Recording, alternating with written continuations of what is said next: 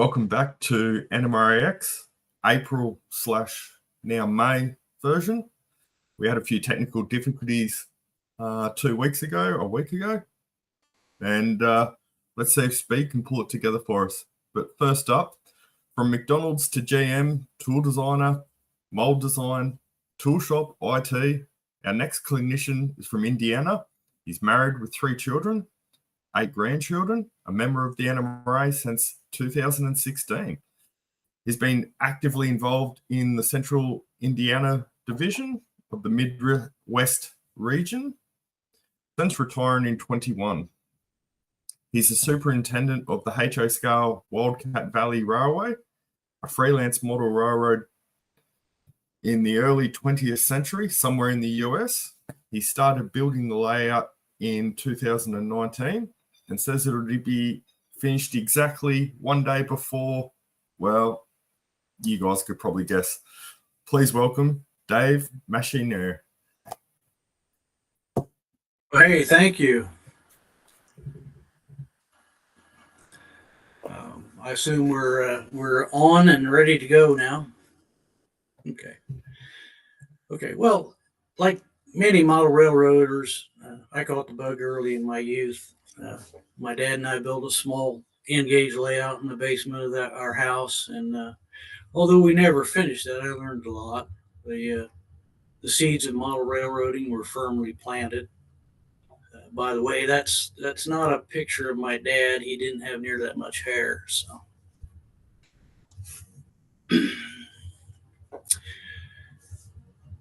Well, as you said, I started work on my layout in 2019. I've been plugging along ever since.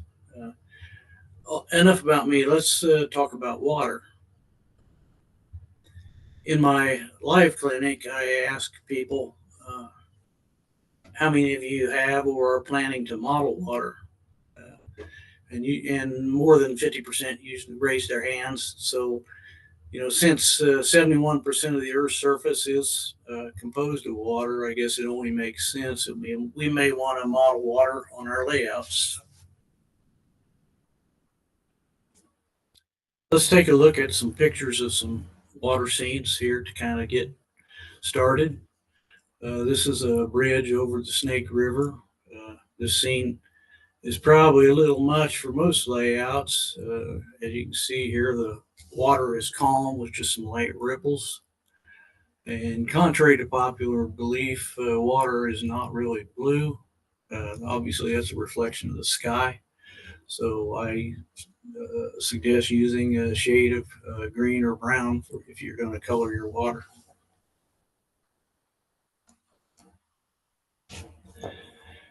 Here's a couple of scenes with some falling water.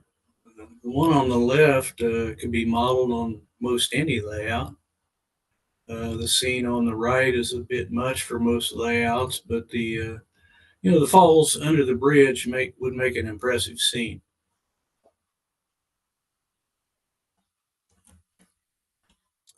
This is a gently flowing river reflecting the gray sky. Looks like it's winter time. The rocks and islands are creating some rapids, and that adds interest to the scene.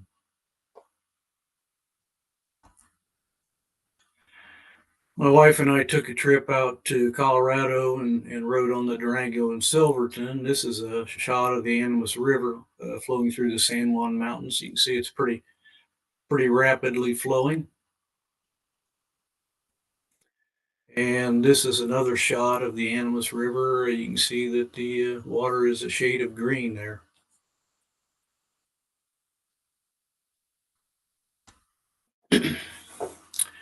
Here's some waterfalls showing some variations caused by the distance and speed the water's falling. The Feather Falls on the left there is in the Sierra Nevada mountains out west in the U.S. here. It falls 410 feet. On the right, the water is kind of cascading down some rocks, which slows the descent a little bit. You can see the waves and the white foam at the base of the falls. The Feather Falls, you can kind of see as the water falls down there, the falls on the left, as the water falls down, it kind of spreads out and gain speed. And here is Niagara Falls in all its glory. I get a good, nice picture here. You may have stop motion where you're at because of the internet speed. But another thing I ask in the clinic is what do these water features have in common besides water? They are actively changing the terrain. So whether you're modeling a gully or a gorge, water probably created that terrain you're modeling and should be shown on your layout.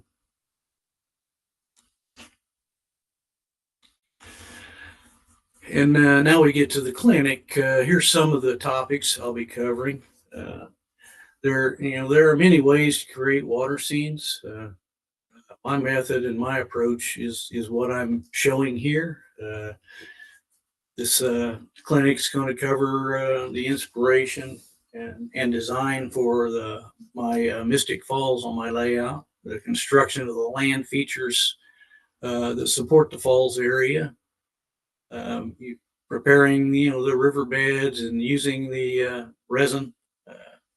And also I talk about some of the woodland scenics products that I use to create the water. I'll also be showing some examples of some other water scenes elsewhere on my layout that I created using basically the same methods and materials. As you can see here, this is my youngest engineer on the left there. This is a picture of her when she was 2 years old. She's quite the trained person. She's here. You can see she's giving me a clinic on how to use the Digitrax utility throttle.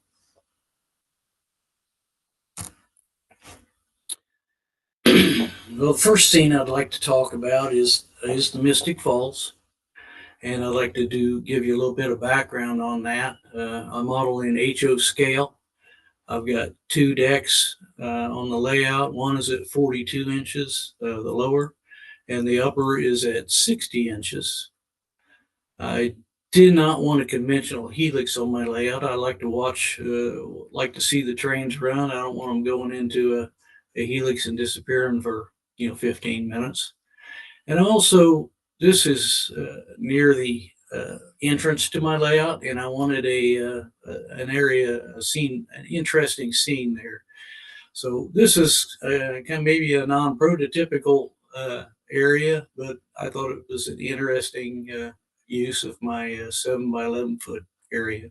After all, it is my railroad, so I can do it the way I want, I guess. I get a lot of inspiration from YouTube and the internet, and I also enjoy going on layout tours.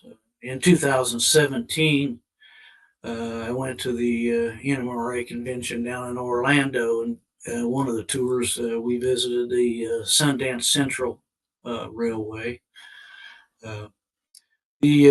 What they had done with their waterfalls really kind of caught my eye. I talked to one of the volunteers there and asked him about how they got the frothy look on their water and that made it look so realistic. He said the gentleman that did it used polyfiber, and from a distance, I thought it was made a realistic representation of water.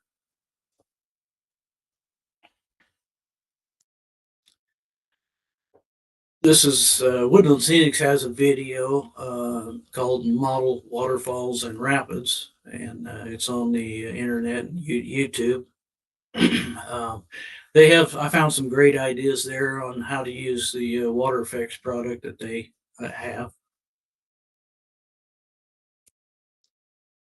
And of course, I enjoy Luke Talon's Boulder Creek Railroad, and I get a lot of inspiration from some of the things that he does. He had a few episodes on making water and waterfalls, and he's one of my favorite sources for modeling ideas. Well, I used ideas from all these sources that I talked about.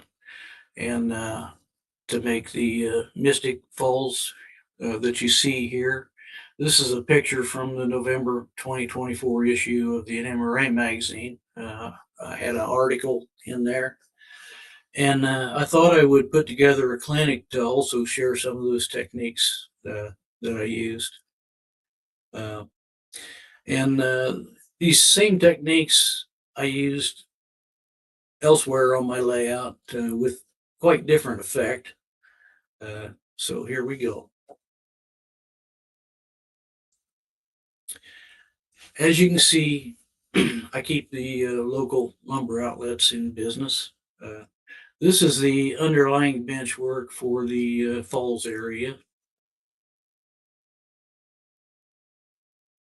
I like my bench work to be sturdy, and I really don't ever plan to move this layout. So as you can see, I've been practicing a little bit of background painting on the masonite backdrop here also.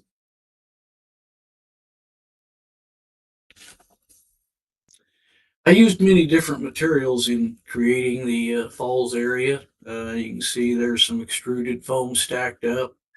I like for my a lot of my terrain, I like to use aluminum window screen for my landforms. I tried cardboard strips on a previous layout, that method, and I really wasn't happy with the results. So I went back to the aluminum screen on this layout. I used leftover plywood and extruded foam to support the screen. Hot glue to hold the screen in place. Before I apply the screen, I usually crinkle it up. It kind of gives it a little bit more strength, and it also makes the landform a little more interesting. You get some effect there. So I then cover the aluminum screen with plaster cloth and a coat of plaster.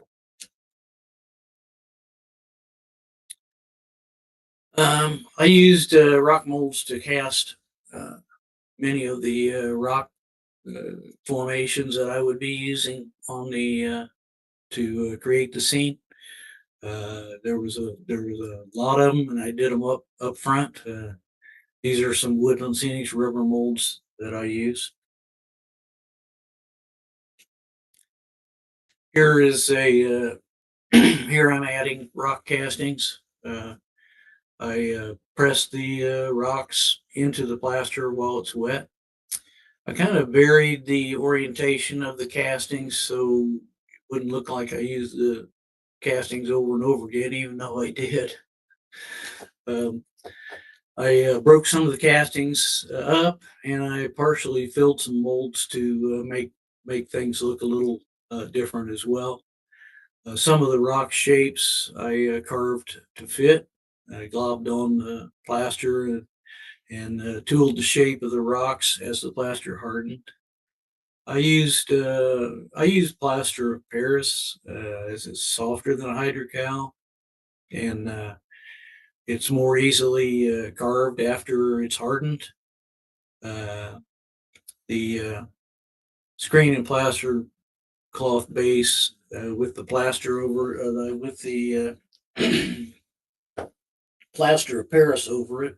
I feel like it makes a pretty substantial base, and I don't worry about it failing. These are some of the tools I use to carve the rocks. The palette knives for shaping the rocks. Once the plaster of Paris starts to set up, I use a brush to go in and weather the rock a little bit, and then usually I have to go back and carve a little bit to clean up. You'll end up with some. You inevitably end up with some rocks that are kind of rounded off and don't really look like they should. So you can kind of carve them and make them look like you want to. Here, the rock work has been completed in that area. This for a while we called this the Snowy Mountain due to the white plaster.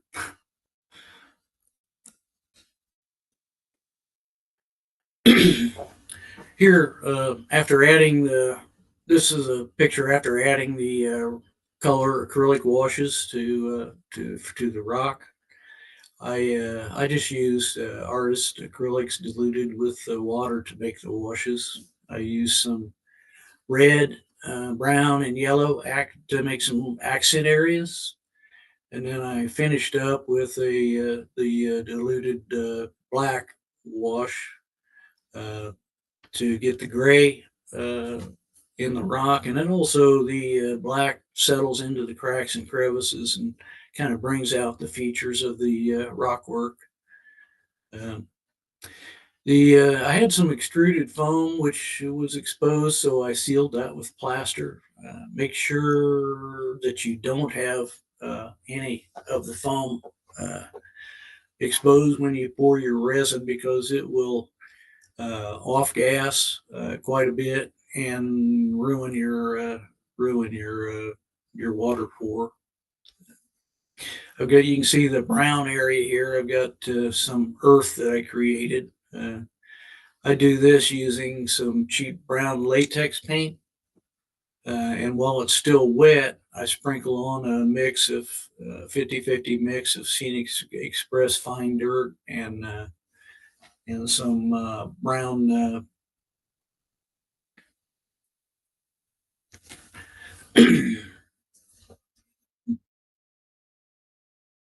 well, my goodness.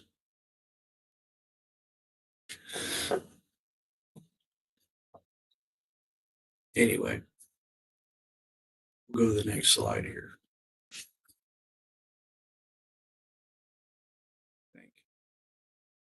There we go. You can see I've created the river bottom color. I used some dark blue and some lighter blue in the shallower areas. The color, as you'll see later on, doesn't really matter that much.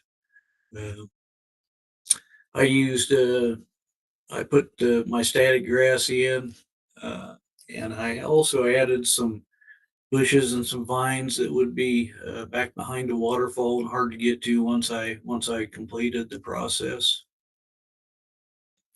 There's some you can see some green down in the riverbed there. That's just loose static grass that I hadn't vacuumed up yet.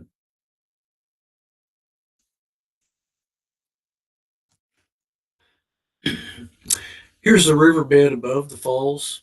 Uh, Once again, I used dark blue blended to the light blue in the shallows. To This is also a pretty good shot of the resulting texture of the mix of the dirt that I used and the brown grout to create the dirt.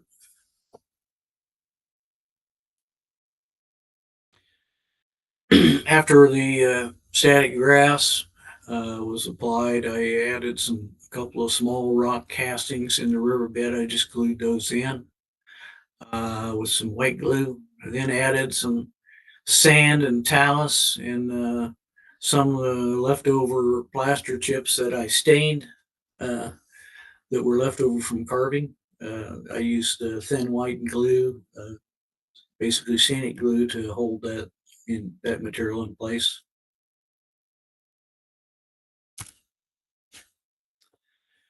Here you can see some of the Woodland Scenics water effects dams that I created to control the flow of the resin and create the pools that I wanted in the face of the rocks.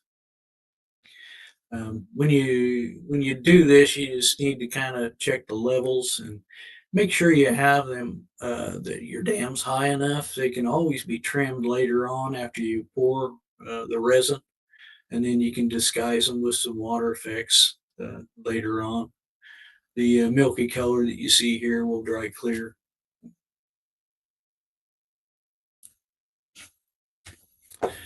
This is the lower riverbed ready for pouring the resin. I added, once again, I added a couple of rock castings and threw in a couple of logs and some sand and pebbles and some of the gray chips from the leftover from the carvings. I used you can see the painter's tape dam that I placed across at the base at the fascia. I backed that up with a block of wood to make sure it held okay. Also, to give you a word of warning here, be sure, and this is from experience that I've had, be sure to put down a drop cloth under the area where you're pouring this resin, because it will do its best to get on your floor.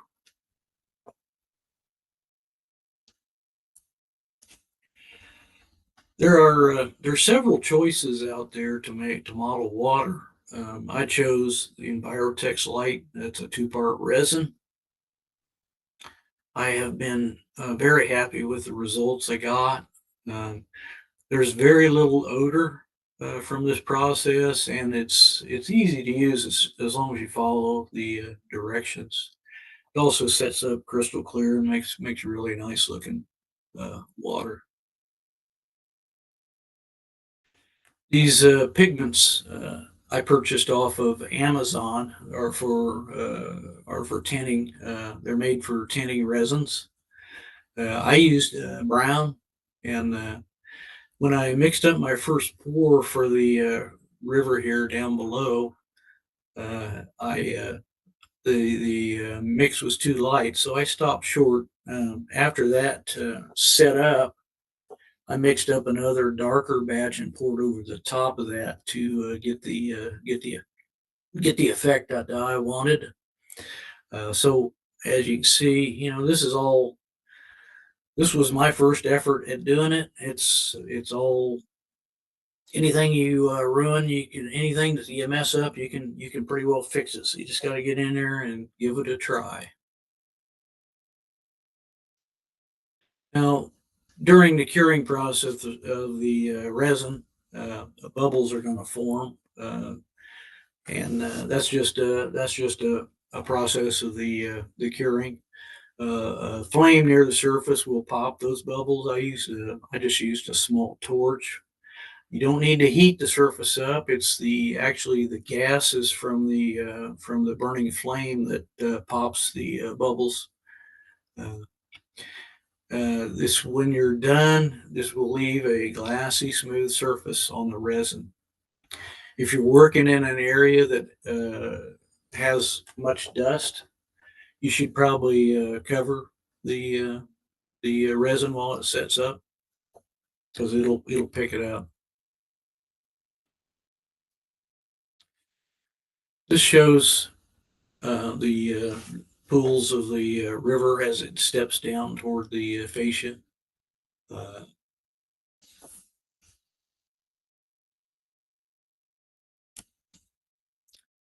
And here we have this is the main falls area. I added some cascading pools off to the right to add some interest to the falls area, as you'll see later. Take measurements of the lengths of the falling water that you think you will need. Also, you want to kind of get an idea of what kind of widths that you want the water to be. Now we're ready to make the falling water. So you want to figure out how many strips you think you'll need, and you'll probably want to double that. I've found that they don't go as far as you think they will, and some of them don't look the way you think they will. It's just nice to be able to mix and match and have some choices. So the first thing you would do is lay down some beads of the Woodland Scenics Water Effect products, and this is what it looks like. It's just white, thick material. You want to get the lengths and widths that you want. I used between 1 and 3 beads. You can do this on wax paper, but I prefer using a sheet of glass. You want to take your finger or a tool of some sort and mush those beads together and make an uneven surface to kind of simulate what water looks like flowing. You can also, which I did, I teased in some white polyfiber at this point to add the froth that I wanted. I used varying amounts of the fiber, and some of the strips I didn't use any fiber. You can see here from right to left, the right I'm sorry, on the left to right. On the left side is the water where the water would be starting to fall, and on the right side would be the where it's kind of spreading out and gaining speed. Once the water effects dried, I used gloss Mod Podge to give the polyfiber some body. It's stringy and thin, and if you add some Mod Podge to it, it kind of beefs it up and makes it look more like some water.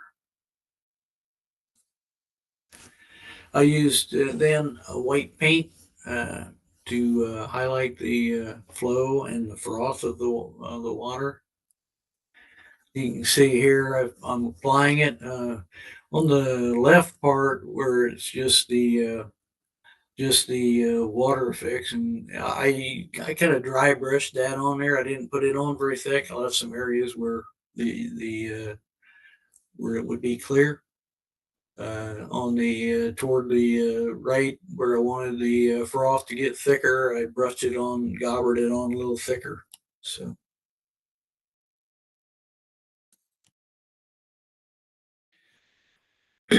This is the kind of the finished product here. I've just kind of tipped the piece of glass up so you can see what it looks like. You can see the water gets more spread out and frothier as it falls from left to right. This strip is ready to be installed now, so I just used a razor blade to scrape it off of the glass. And I made I made several strips at one time because I was going to need a lot of them. Uh, this is one set of them that I made on some glass. This is the first batch that I made. I used wax paper to create it, to apply the material to, and it worked well. But I found that I thought the wax paper gave off just a little bit of a yellowish cast to the water effects. I don't know if it's just the wax coming off or what, but so I started using a piece of glass instead to do my process. And here's a shot of the Mod Podge on the left side. Just want to let you know there's two versions of Mod Podge. One is a matte finish, and the other is a gloss. You make sure you use the gloss for your water here. On the right there, you see the water effects. It comes in a squeeze bottle, and it's very thick. It's pretty easy to apply until you start getting down to the bottom of the bottle, and then it gets to be difficult to get it out of there. You really got to work at it. So it makes Eileen's tacky glue look like water. Look like it flows like water. So.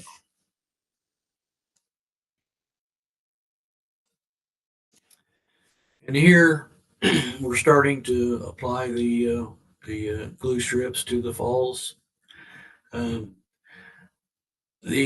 one thing, the water effect strips that you make here, they will stick to just about anything. I laid one down on my cutting mat and almost ruined my cutting mat trying to get it off of it. So it also sticks very well to the glossy resin. And I did use a little bit of water effects at the top and the bottom to kind of stick it and make sure it stayed put, though.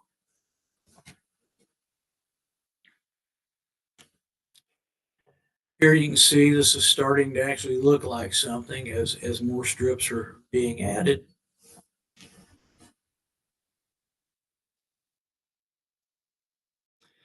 And this is a shot after after everything's complete. You can kind of see on the right hand side there where I've got some water falling down into some pools and going down the face of the cliff a little bit there. Uh, after I was done with the falling water, and it was all in place and dried, I applied some gloss Mod Podge to the resin surface. And then I used, you put that on fairly thick, and then I used an airbrush to simulate ripples in the water. After the Mod Podge dried, I used some water effects that the water effects product that I applied with a brush to create some enhance the splash at the base of the falls, and then also to create some rapids downstream from some of the rocks and obstructions in the water flow. The once that dried, I used some white acrylic paint to add highlights to the areas that I wanted to highlight. This is a picture before adding the Mod Podge material. You can see that the resin as poured creates a mirror smooth surface, and for some water, that's the effect you may want to have. So if you want mirror smooth water, just pour some resin in there and leave it be. Here, this is a shot after adding the ripple effects. The Mod Podge and the water effects have been added.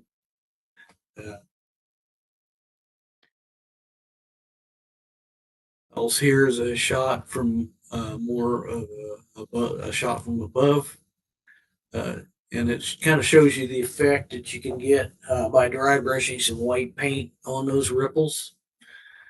You can see also that there's some rocks and debris that show through the resin, which I thought was a nice effect. I like that.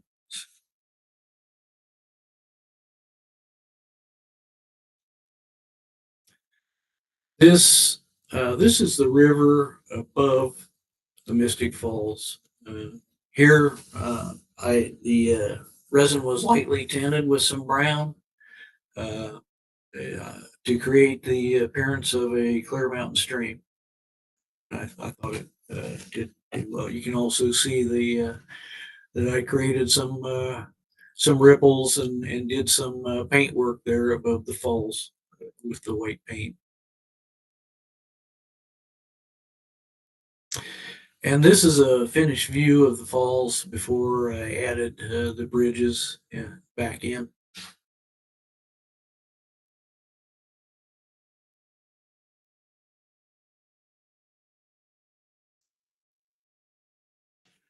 I also I went back and added some sound to enhance the water scene.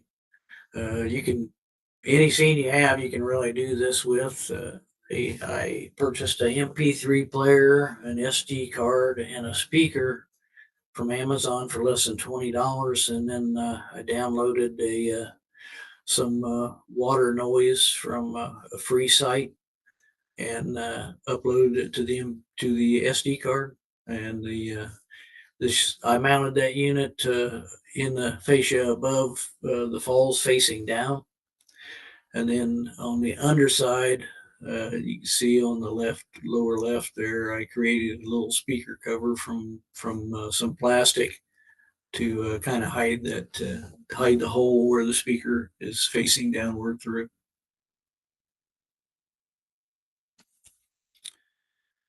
And this is the finished scene once again. I went in and painted the backdrop here, and I added some trees. I used some different varying sizes, like some really smaller trees in the background, and then some larger trees up front to try to create a little bit more depth to the scene and force perspective. And I thought it worked out fairly well. I've also, I don't know if you probably hear this. This is the sound that I used for the scene. It's more of a ambient sound. You don't. It's not quite as loud as it sounds here, but it added a little bit, I think, to the overall thing.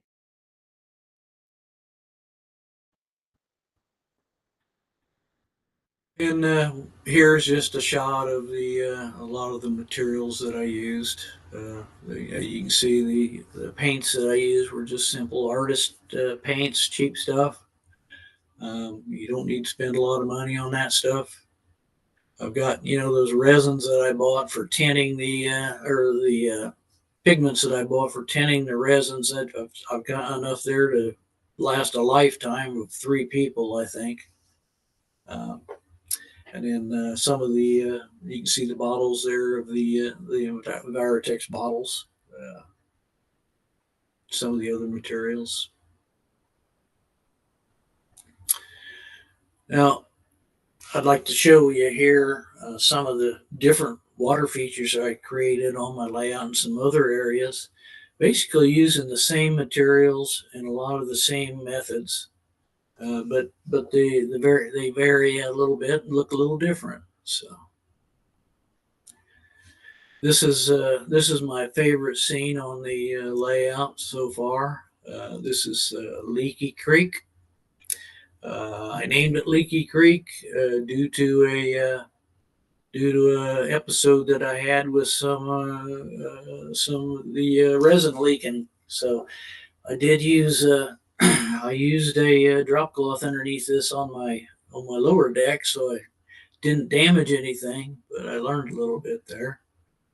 I've got if you look close there in the background, there's a printed photo that's kind of worked into the background, kind of painted in there to hide the transition from the creek to the background. I've got some washed up tree debris, and I've got a little my little mini Prince Eagle is doing some fishing there to kind of complete the scene.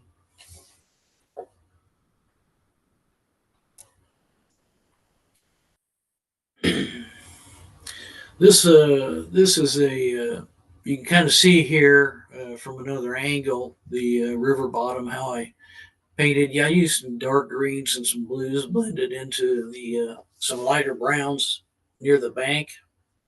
I added a few rock castings. Of course, I've got an island out there in the middle, and I think it added some interest to the scene. The Envirotex resin I tinted light brown to be look like more of a calmer mountain stream. I used Woodland Scenics water effects ripples to create the ripples on this water. It's a material that's a little more relaxed than the than the some of the other materials.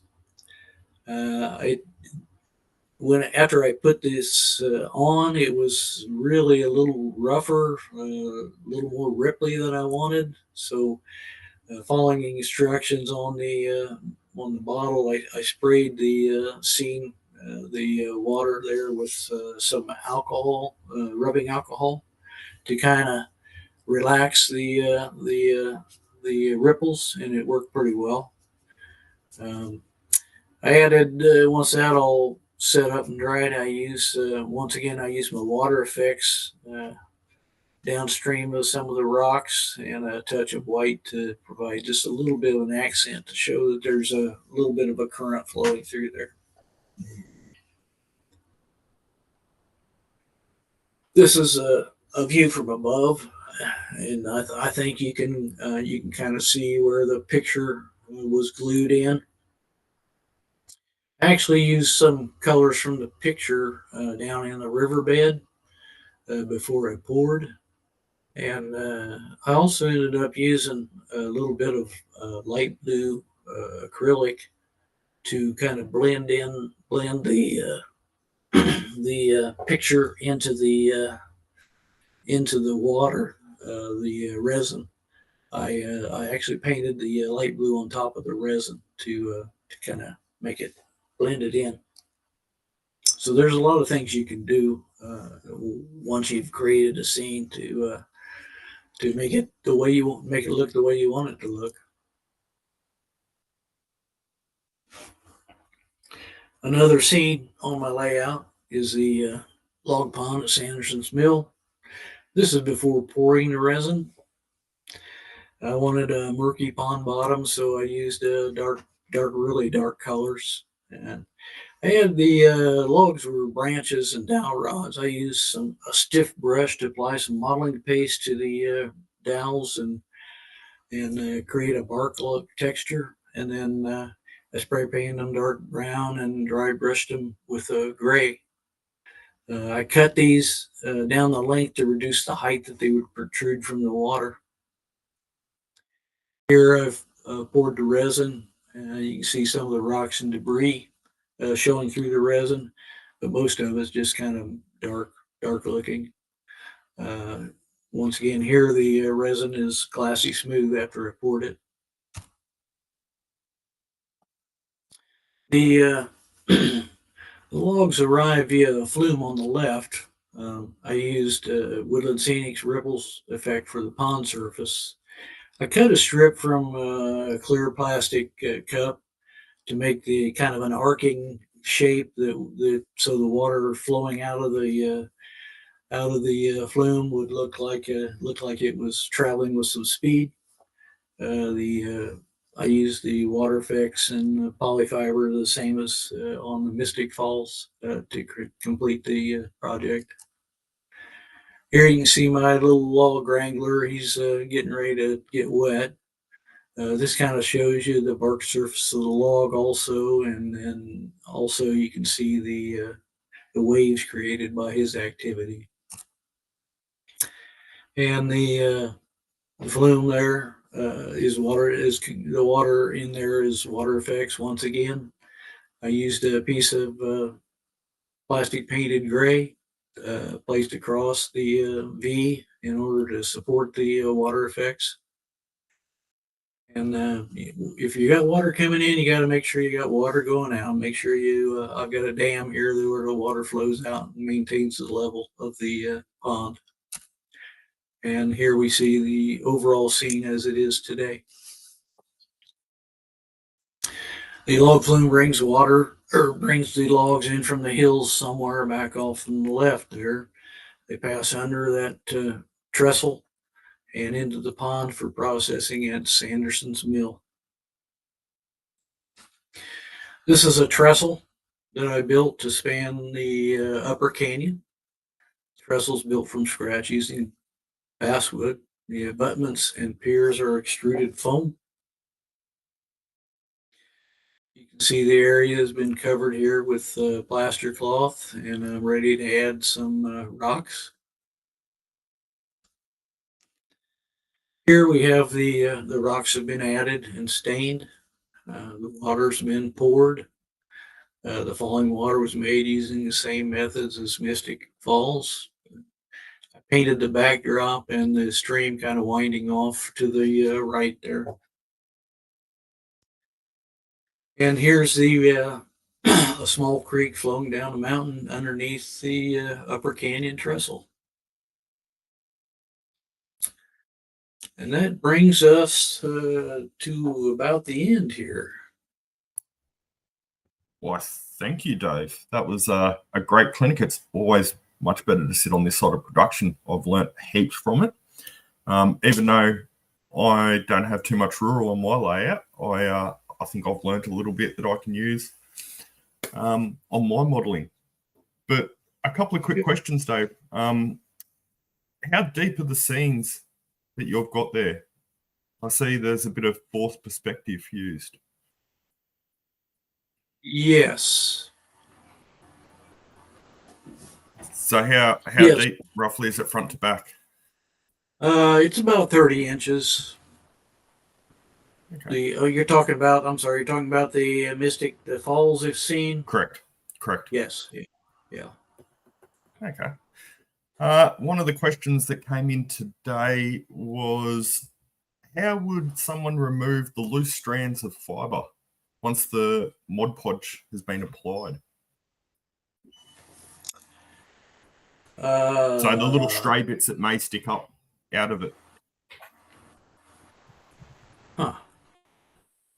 I didn't have that issue, I don't think. Strands that stick up.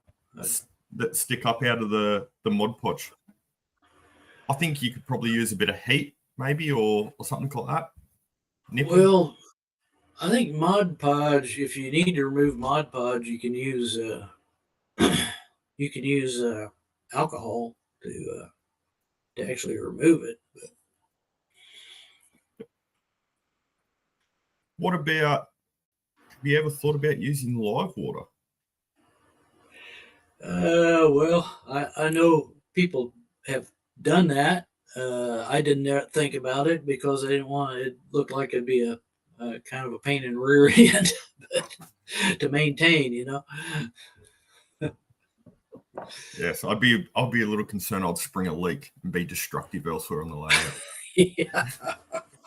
Well, you'd have to keep filling it up all the time too. So. One of the other questions that we had, I think this one may have been from a couple of weeks ago. How long does the Envirotex take to set up? It sets up overnight. It kind of depends on your environment too. If you've got a lot of humidity, I think it takes a little bit longer. But for me, it's set up overnight. I've heard of people have taken longer than that because of humidity. But Yeah, okay. And the eagle on the river scene, where did you get that from again? There's a mini prints eagle. One of Dr. Minnie's mini prints. Company out of Canada. I think we advertise them actually on the NMRAx here. So I was going to say, if anyone's watching and wants one of those figures, just remember they're an NMRA partner. So if you jump over to the website, you can see a discount code. And I think from memory, it's 15%. So buy up and make a bit of a saving. Yeah. Just having a quick look. See if there's any other questions. Where do you get the bottles of things to mix?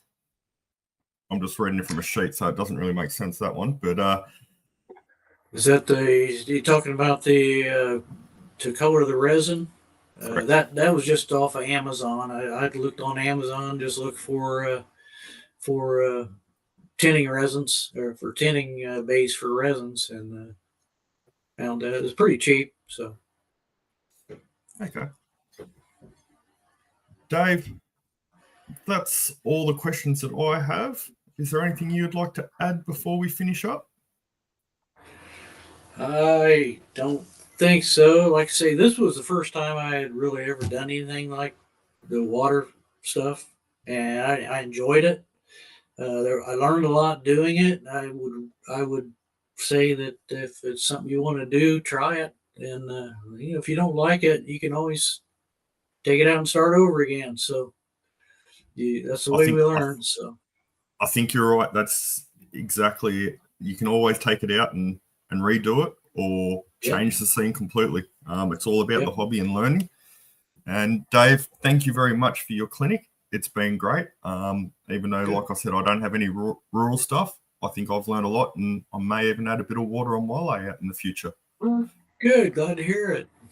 Thanks for having me. I appreciate the opportunity. So. No problems. Thanks, Dave. And we'll be back shortly after some ads.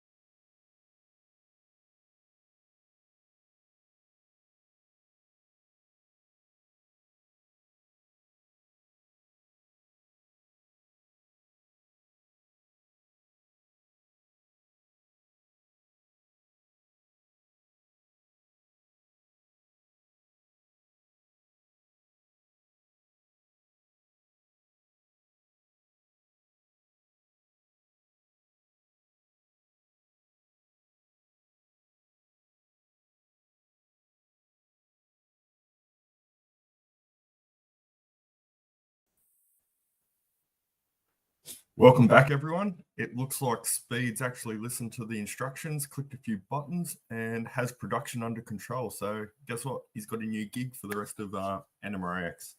But up with our next clinic, we have Steve Hill from Canada, New Brunswick. He models narrow gauge as a preferred flavor. He has 3 different scales that he plays with. Models, hobbies, enjoys, all the fun things of our hobby. We are running a reproduction of a Eastern Canada Division NERX, I think it was, maybe, video. Introducing you to 3D printing. Please welcome Steve Hill. Hi there. It's an honor to join you. Brad, could you please roll the tape?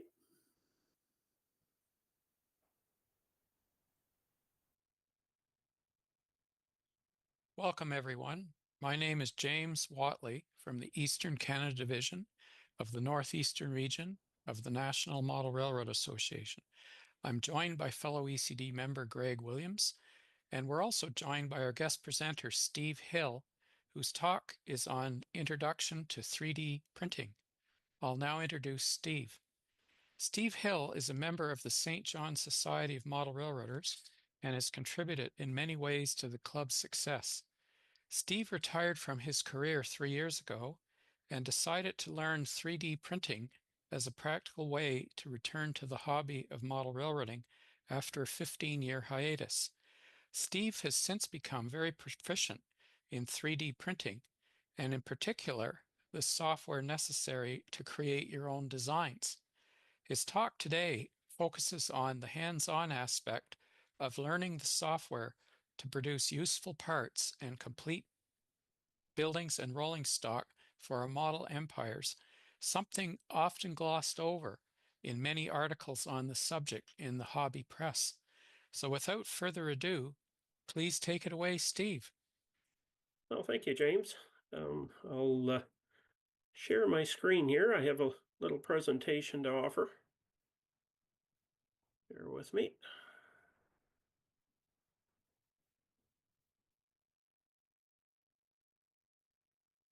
Seems that they've made some changes.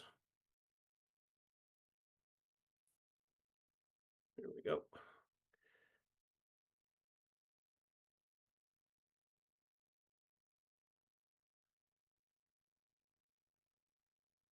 There, so are you able to see my screen now? So to begin, the introduction to 3D printing.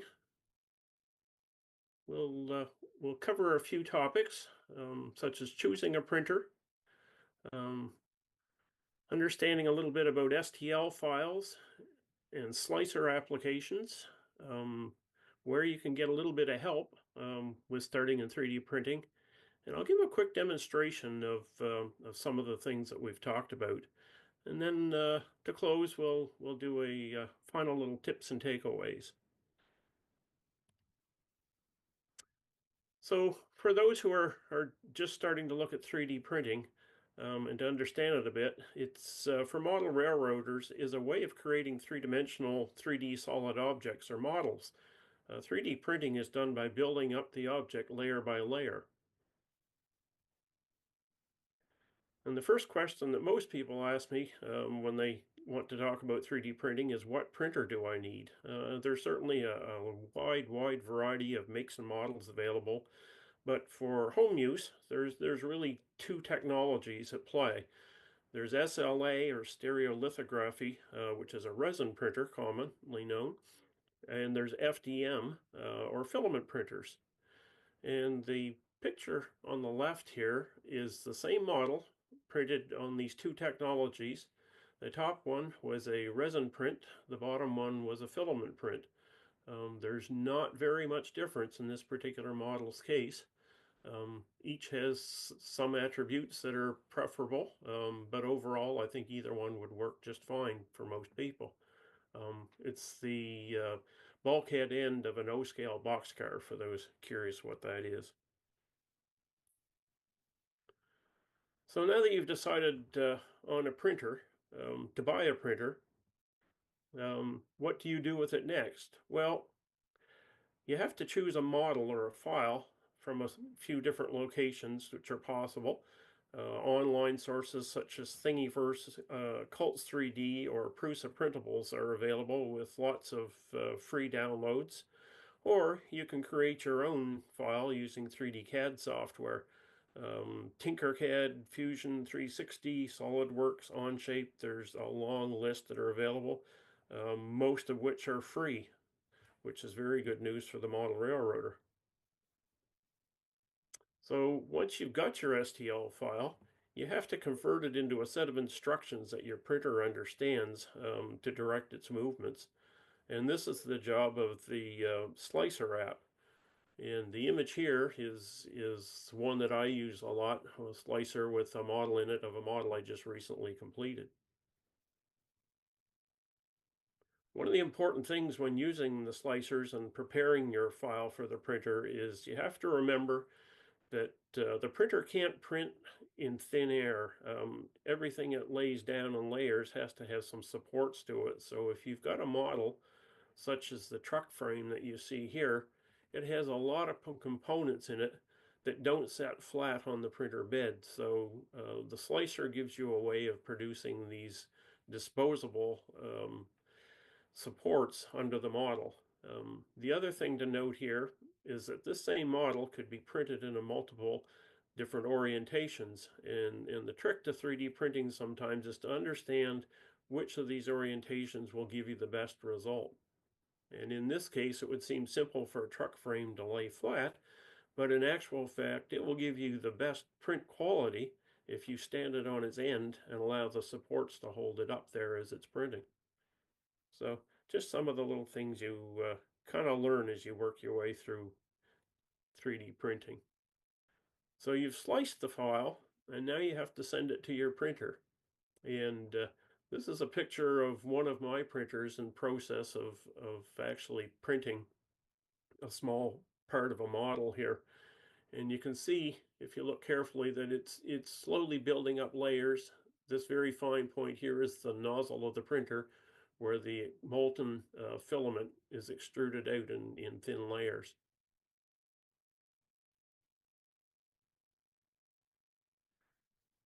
So you've done your print, and maybe it didn't turn out as well as you'd like. Well, don't worry. I mean, failures do happen.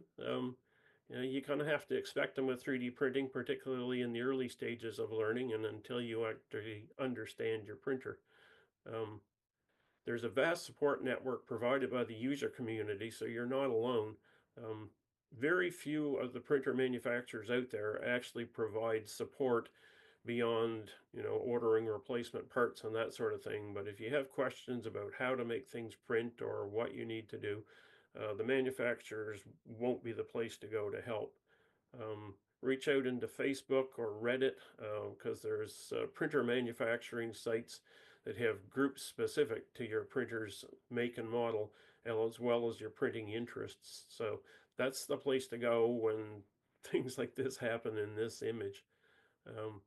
And the other thing, as far as help goes, is, it's a kind of a small and delicate machine. It has a lot of parts in it, and some of those parts wear, and some of those parts can be broken quite easily. So keep some spare things on hand, like nozzles, fans, heater and sensor modules. And if you're using an SLA printer, they require something called FEP sheets. So you want to keep those on hand in case in the middle of a project one of the things gets damaged. You can get back up and running pretty quickly.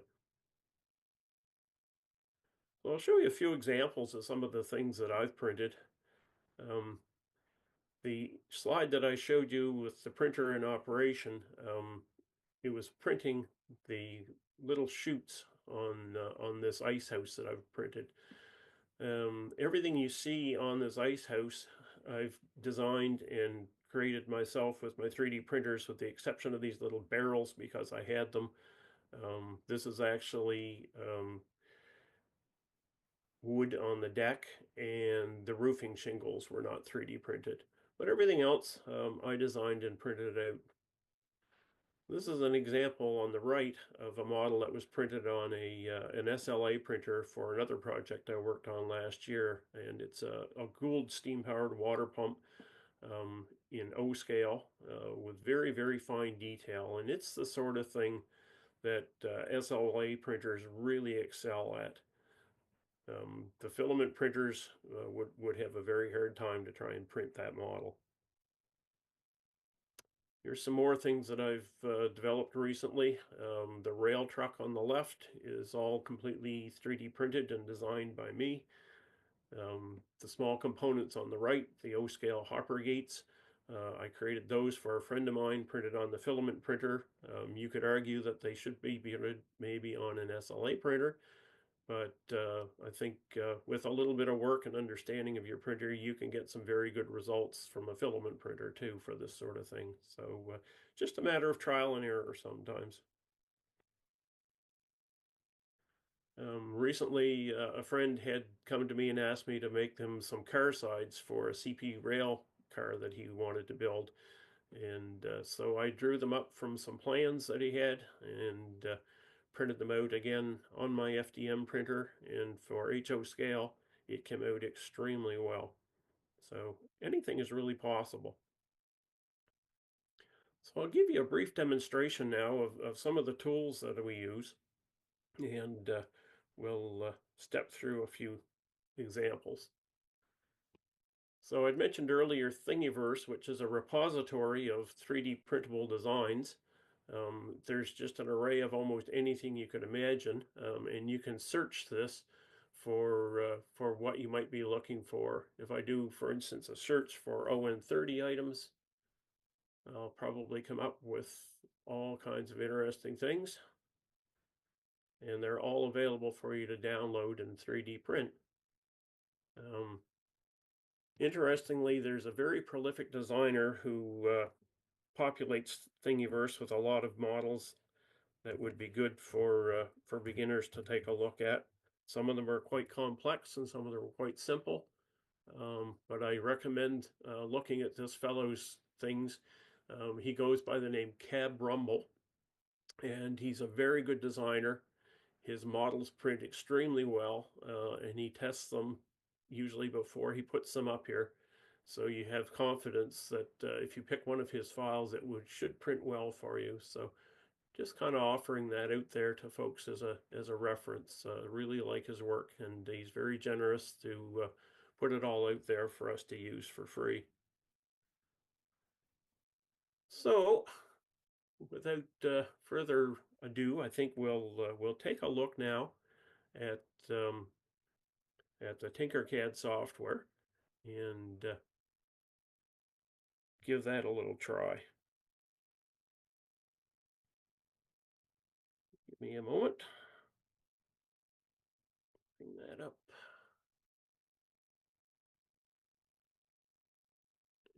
Tinkercad. There we go. So Tinkercad is a free online app. It's manufactured by AutoCAD. Anybody who's worked in much around the engineering world probably may have heard of AutoCAD. Very, very good tools to work with. But Tinkercad is something that they've created, and it's used a lot in schools. In fact, local news here ran a story this week about a grade 5 class at one of the elementary schools who's actually used Tinkercad to design and print the body for a Fender Stratocaster guitar, and it works. A very difficult thing to design and print for sure, but a grade 5 class did it and did an amazing job of it. So anyway, Tinkercad offers all kinds of tools, and it's based on the principle that everything can be made of combinations of shapes and holes. And this is a little shed I made recently for a friend of mine so he could print something quickly. And it's made of several components, but it all started from something like this. So I just start from a block, and you can build the various pieces, and I can show you the pieces individually. There's a roof piece that's made of multiple pieces. You can take that away. There's a door, again, multiple pieces, a little rain gutter, that, the main building,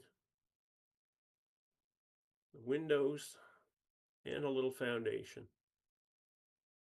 So I won't go through building all of those today, but I'll give you a couple of ideas about how you get started with this. So again, I selected an object here, just a simple cube, and I'm going to make it roughly the same size as this one, so 91 by 66 millimeters.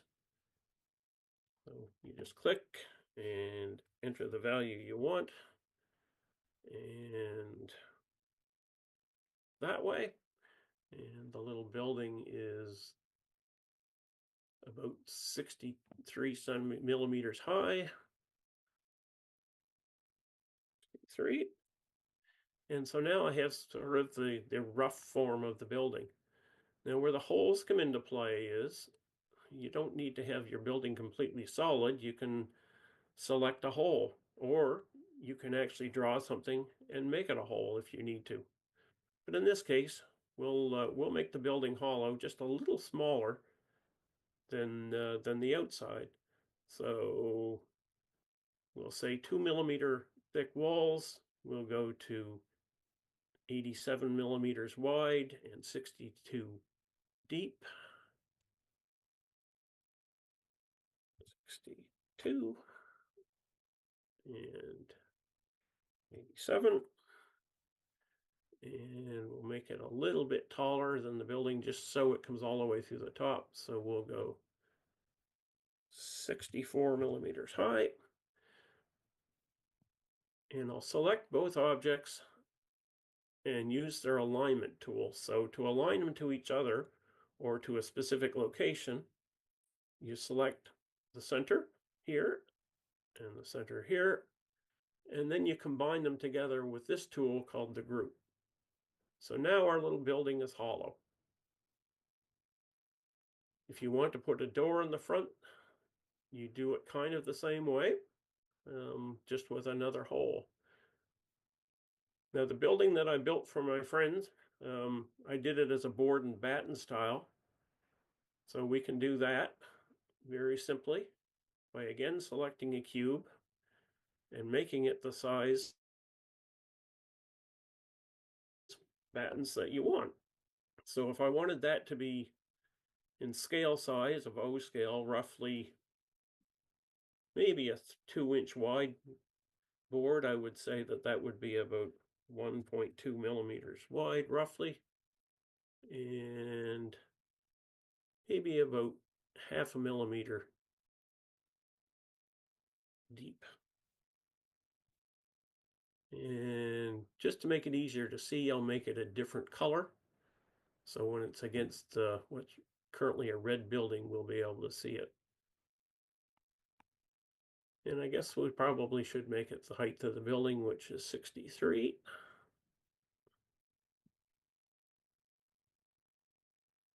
There.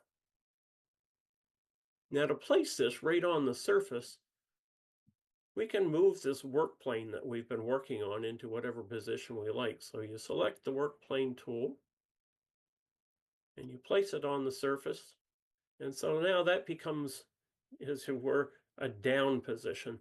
So we have our little board selected over here, and by hitting the key D for down, it places it on the same plane as the surface. So back to a normal type view, and I can move this either by using arrow keys on my keyboard or by using the alignment tool. So I can move it right to the edge with the alignment tool. Now, if you want a lot of these on here, you can select this item, copy it, and there's 2 types of pastes with Tinkercad. There's a regular paste which just positions it beside it, and then there's a duplicate. And what the duplicate does is when you copy it, it assumes that you're going to want to repeat an action over and over again. So in this case, I've copied it, and the copied result we can move over 1, 2, 3, 4, 5, maybe 6 millimeters. And the reason I know those movements are 6 is because my setting down here says we're going to move 1 millimeter at a time.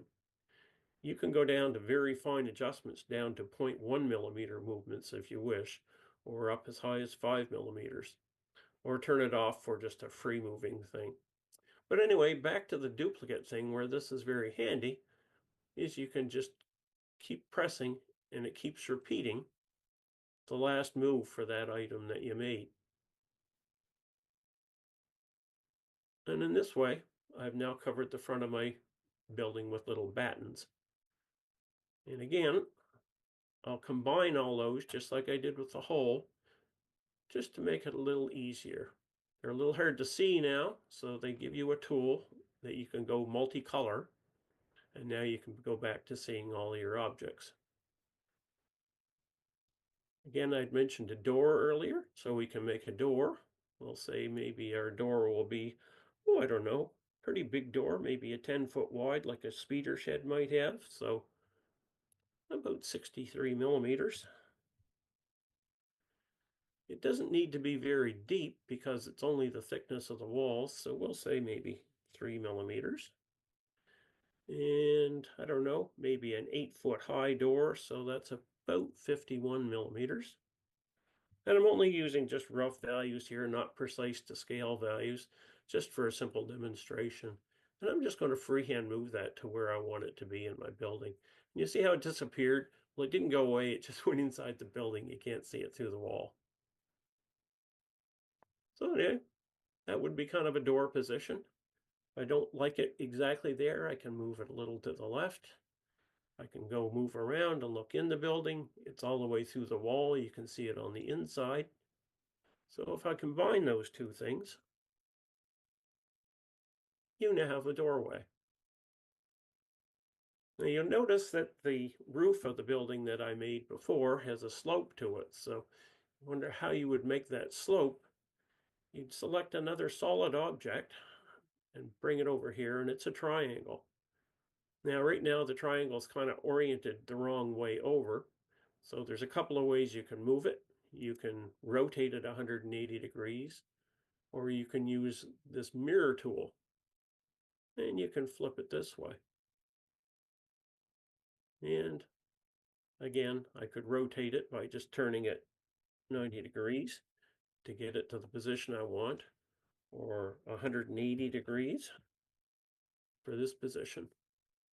So the next trick will be, how long do we make it? Well, if we want some overhang, we're going to want it longer than our building is deep. So we'll say maybe 70 millimeters.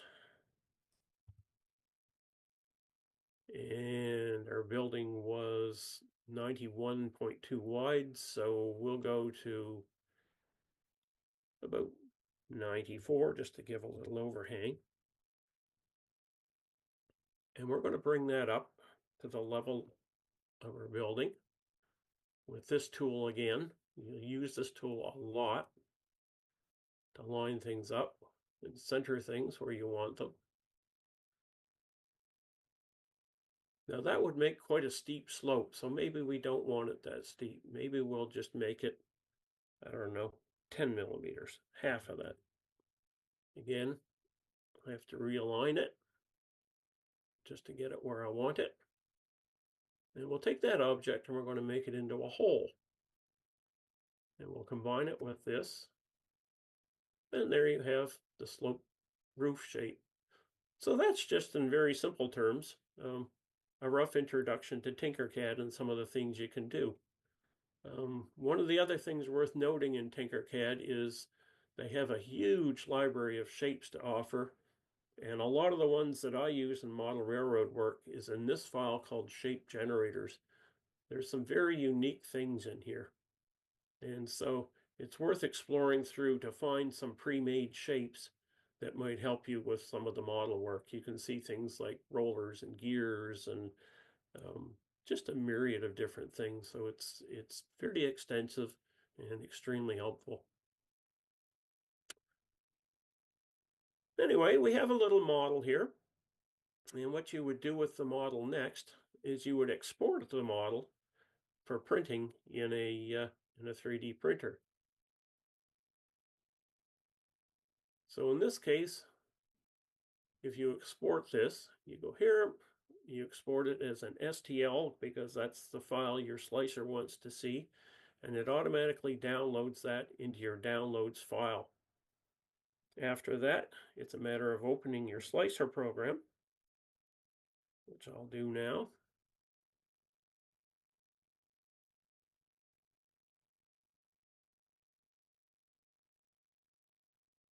Takes it a minute.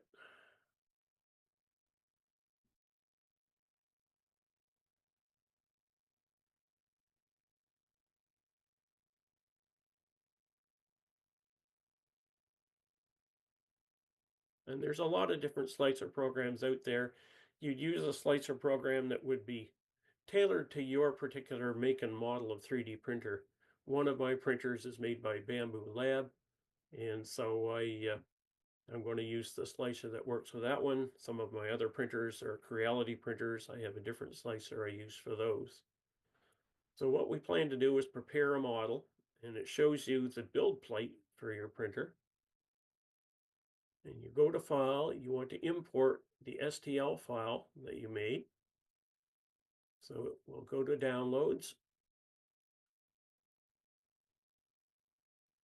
And we'll pick the one that I made, which this was the title of it in Tinkercad. I'll open that. And there it places it on the printer bed. It's a little hard to see because of the color of the filament, so I'll make it a different color just so we can see it better. There. The model is here. There is a lot of settings that you pick, and I won't go through these today because it's a bit long to learn for a short session. But if you get yourself a slicer program, there's lots of good instruction on how to use it on YouTube and other such places. So the model is here. What we want to do next is we'll want to go ahead and slice that.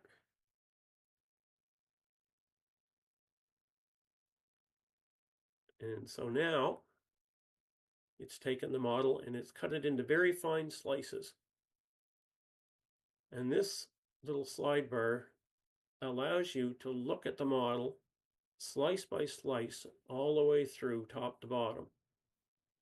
In this little model's case, there are 782 layers, and it would take my printer at the very fine setting that I have it at now, extra fine, about 2 hours and 20 minutes to print. If you went with thicker layers and slice it again, you'll get a little less print quality, but there's only 313 layers, and it would only take it an hour to print. So that's slicing. Once you've done this slicing, you would send it off to the printer, and it would print up for you.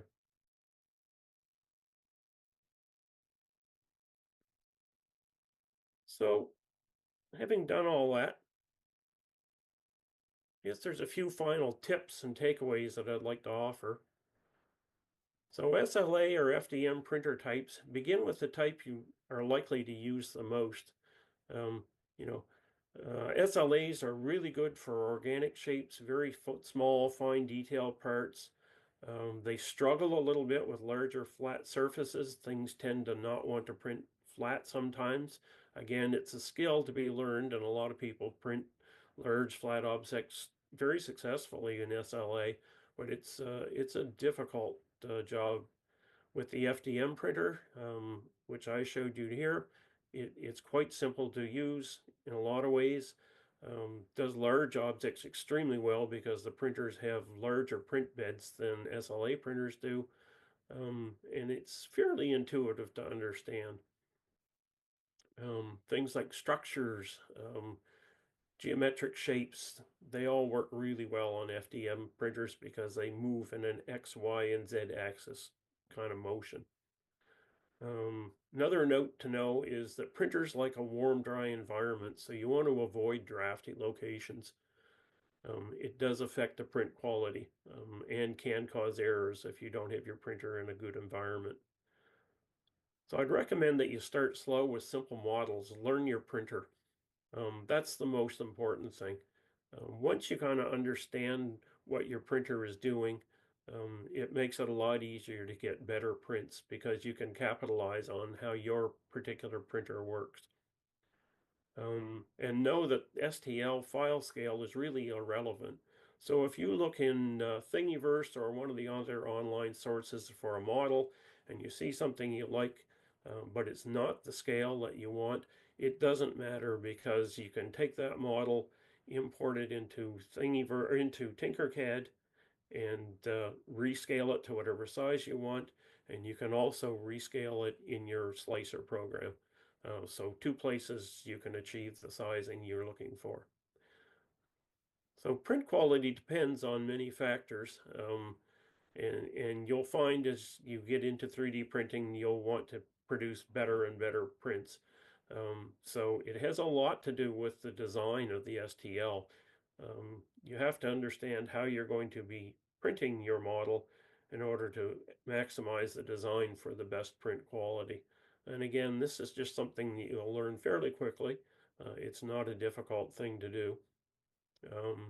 A choice of the material type will matter. Some types of print materials for filaments will give better print results than others.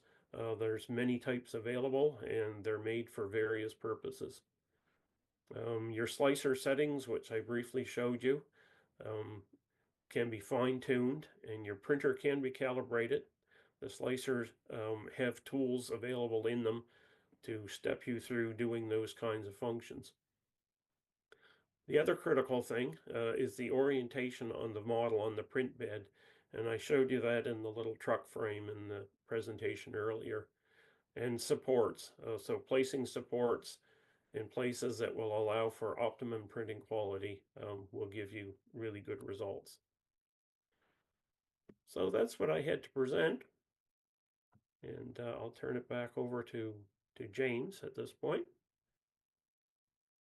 Well, thanks, Steve. That was a very wonderful introduction, and I think it will help a lot of people overcome the big questions they may have had about how to get started. I'm back with Greg as well, and we have a few questions for you, I think. Greg, would you like to ask the first question? Well, yes. First of all, I found the Tinkercad demonstration to be most useful. As Steve knows, I've been on the verge of 3D printing for a while and just haven't got all the way yet, but that helped a lot. You showed us the print speed with an FDM printer. I'm just wondering how print speeds compare to the SLA printers, or is that a question you can answer? It's a difficult question because it's very dependent upon the particular make and model of printer, either SLA or FDM, and also the detail of the model. So the example I showed earlier of the two bulkheads, I printed on the FDM printer at a very high resolution, and if memory serves me correctly, it took on my larger printer, because it will do very, very fine resolution, extreme resolution, about 4 hours to print that one bulkhead. And when it was printed on the SLA printer, just again based on the particular model that was used, I think that printed in about 5 hours. So not a huge difference, but again, it's very dependent model to model of printer and model to model of the object being printed. Okay.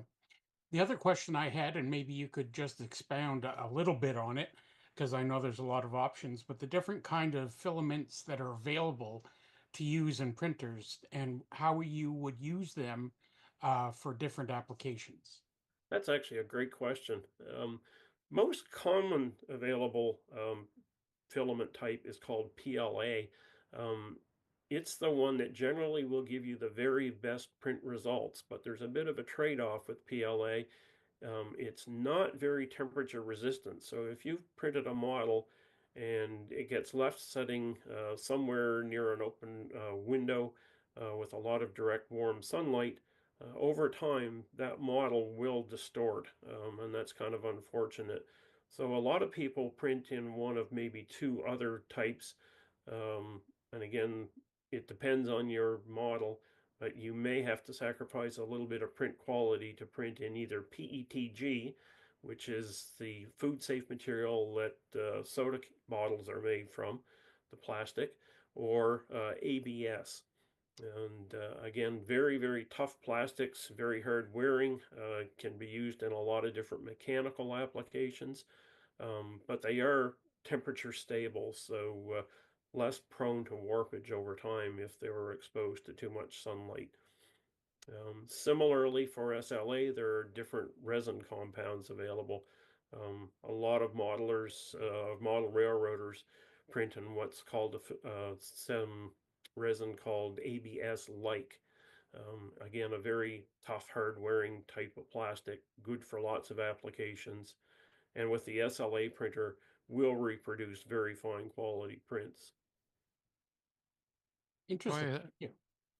do you have any other questions, Greg? No, I'm good unless you have something. Yes, I have a few, Steve. You've talked at various times about the orientation and print quality and things like that. Have you ever done any actual structured tests with, say, a series of small pyramids of decreasing side at, say, 45, 180, 90, and so on, just to assess the effect on the resolution? I actually have, and I'll kind of go back in the slides here a little bit and talk about back here. Actually, the truck frame is as good as any. When you're building a model for the first time, you sometimes end up printing multiple versions of it to discover which is the best orientation. In the case of this truck frame, because there are so many surfaces and so many unsupported details on it, I really didn't know the best way to set it up in the printer for the first time. So I just took the default, which seemed kind of intuitive to me, is to just print it flat and see what I got.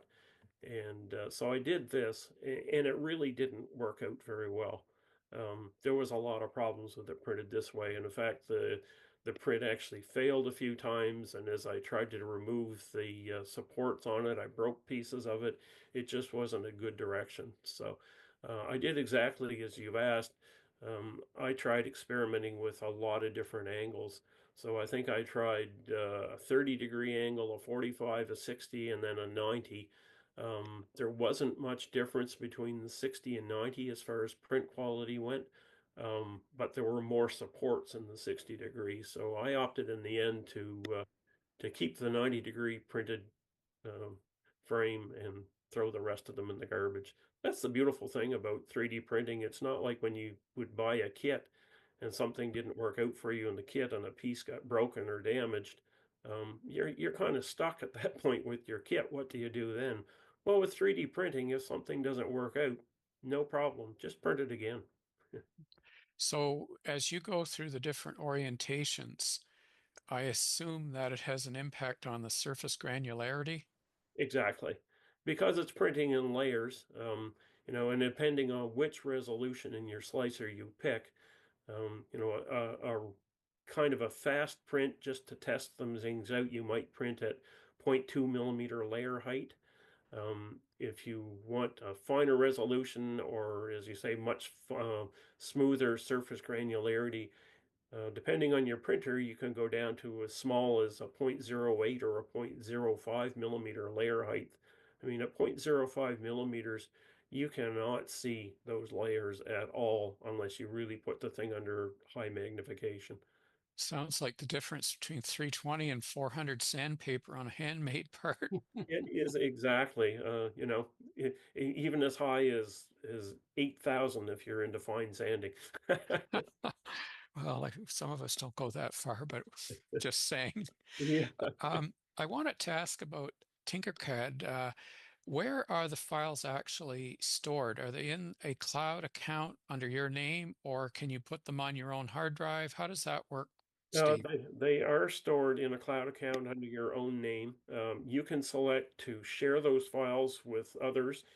So in the reference that I gave to the grade 5 class who designed and printed a Fender Stratocaster guitar body, that was a class project shared among all of the class members. So the file was set up as a share for them. You can also publish your file for the whole world to access if you want within the Tinkercad environment. But you can't download the raw file to your hard drive. You can only export STLs or 3MF files from it. And basically, you're saying that it's not compulsory that you share your designs with the whole makerspace. You can choose to do that optionally. Is that correct? That's exactly right. Yeah. Yes, I believe some programs it's required to share your work. Oh, yeah. Could I'm be. not 100% sure, but I think I recall somebody saying that. Yeah. I mean, it might affect model railroaders give their stuff away frequently anyway, but we're very collaborative people. But I can imagine, you know, if somebody's trying to make a product for sale or something, they might not just want to hand it out a Yeah. priori. Yeah. And in the supporting, I gather that the supports are assigned automatically by the slicer software. There are multiple ways to apply supports. There is an automatic setting, which I generally don't recommend for most models. It tends to over support things. And you can actually see that in this horizontal frame one. That was an auto support application. I wouldn't put that many in if I was doing it with a manual setting, which is the way I normally do it. Now, the other thing to note here is that this is what's called a tree or organic type support. There are also ones that are straight vertical, either columns or triangles or that something of that nature, all selectable in your slicer program. Do they automatically introduce necking where it touches the actual model so that it's easy to separate it? Yes, and where it chooses those is based on the angle of what they call overhangs. So in the slicer program under the settings for supports, you can select what angle it will apply settings to. So anything from 0 to 90 degrees. You know, there's a 90-degree angle right here, but lesser angles that might appear somewhere in here, it wouldn't need to supply support for. The other thing that it will do is not put a support in if it's a very short span. The printers can run across small areas of open space without a support underneath it. And there will be several of those in places around the model. Well, that's very informative. Greg, do you have any other questions for Steve? No, I don't think so. Not at this time. Well, I think we'll wrap up. Again, Steve, it's a really wonderful, useful presentation, and I think you'll help many of us overcome our psychological barrier to maybe that's not the correct use of the term, but our inertia to getting into 3D printing and designing, in particular, our own work. And I'd also like to thank Greg today for his assistance in our Canterbury, New Brunswick control room. And thank you very much, Stephen. I'll say goodbye to all our viewers and hope you can make use of Steve's instruction. Bye for now. Bye now. Thanks very much for the opportunity.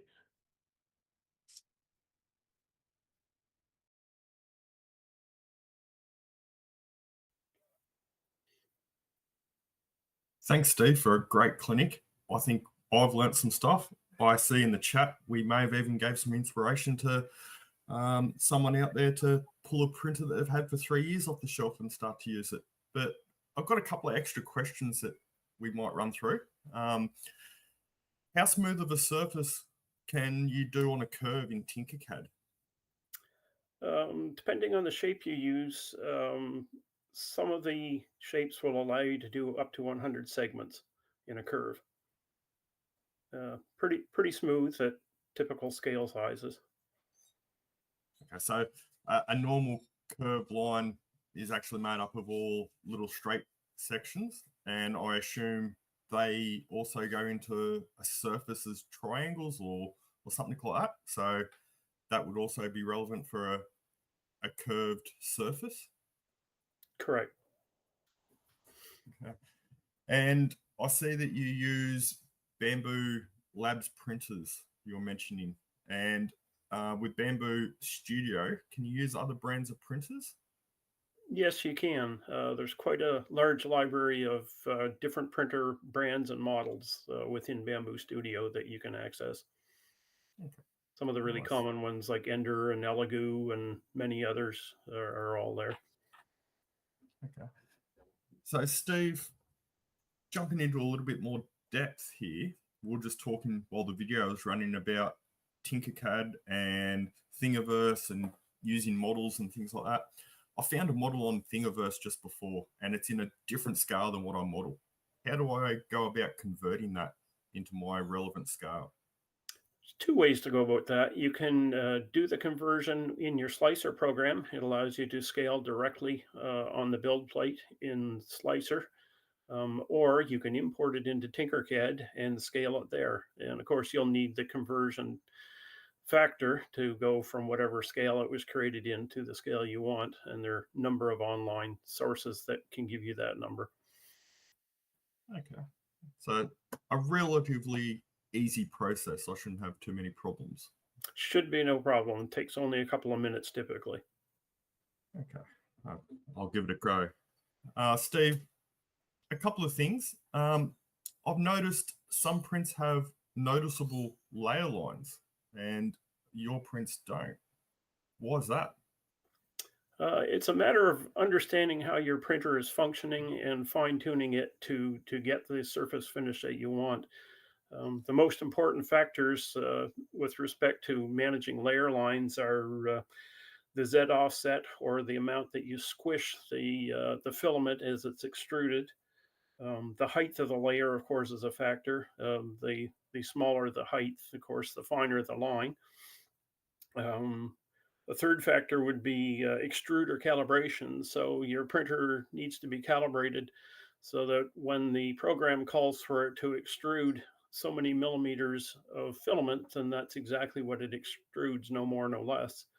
And the final factor really is flow calibration. So based on the heat and the properties of the filament you're actually using, you will get more accurate flow. So if all of that is in tune, the layer lines become quite imperceptible to the human eye.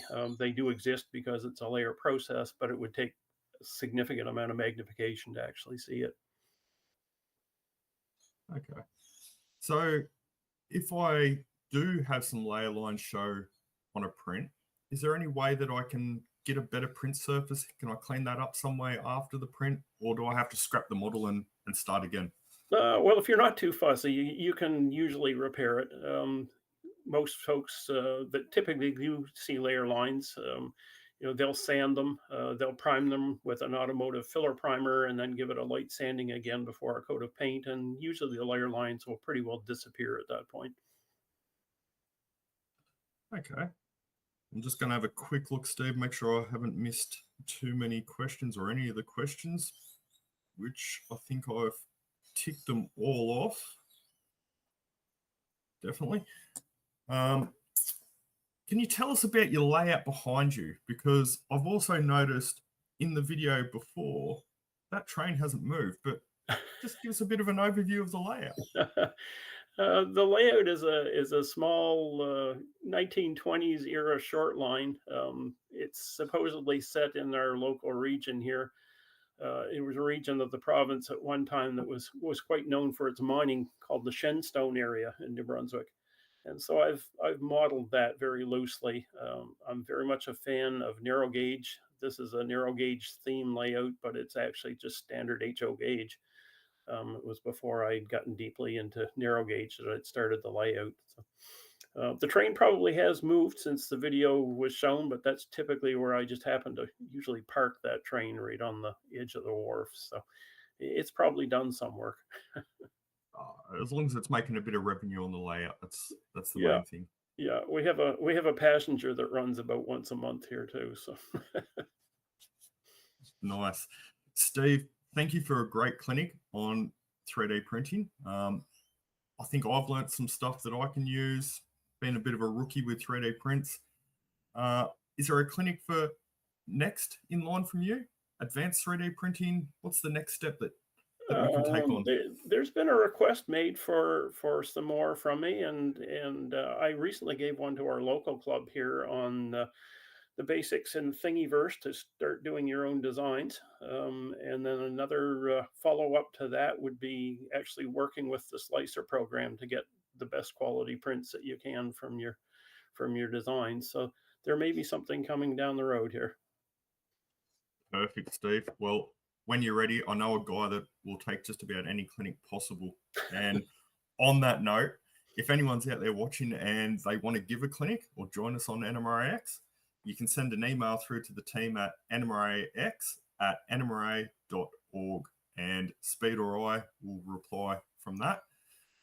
But Steve, thank you great for the clinic, and I look forward to the future one.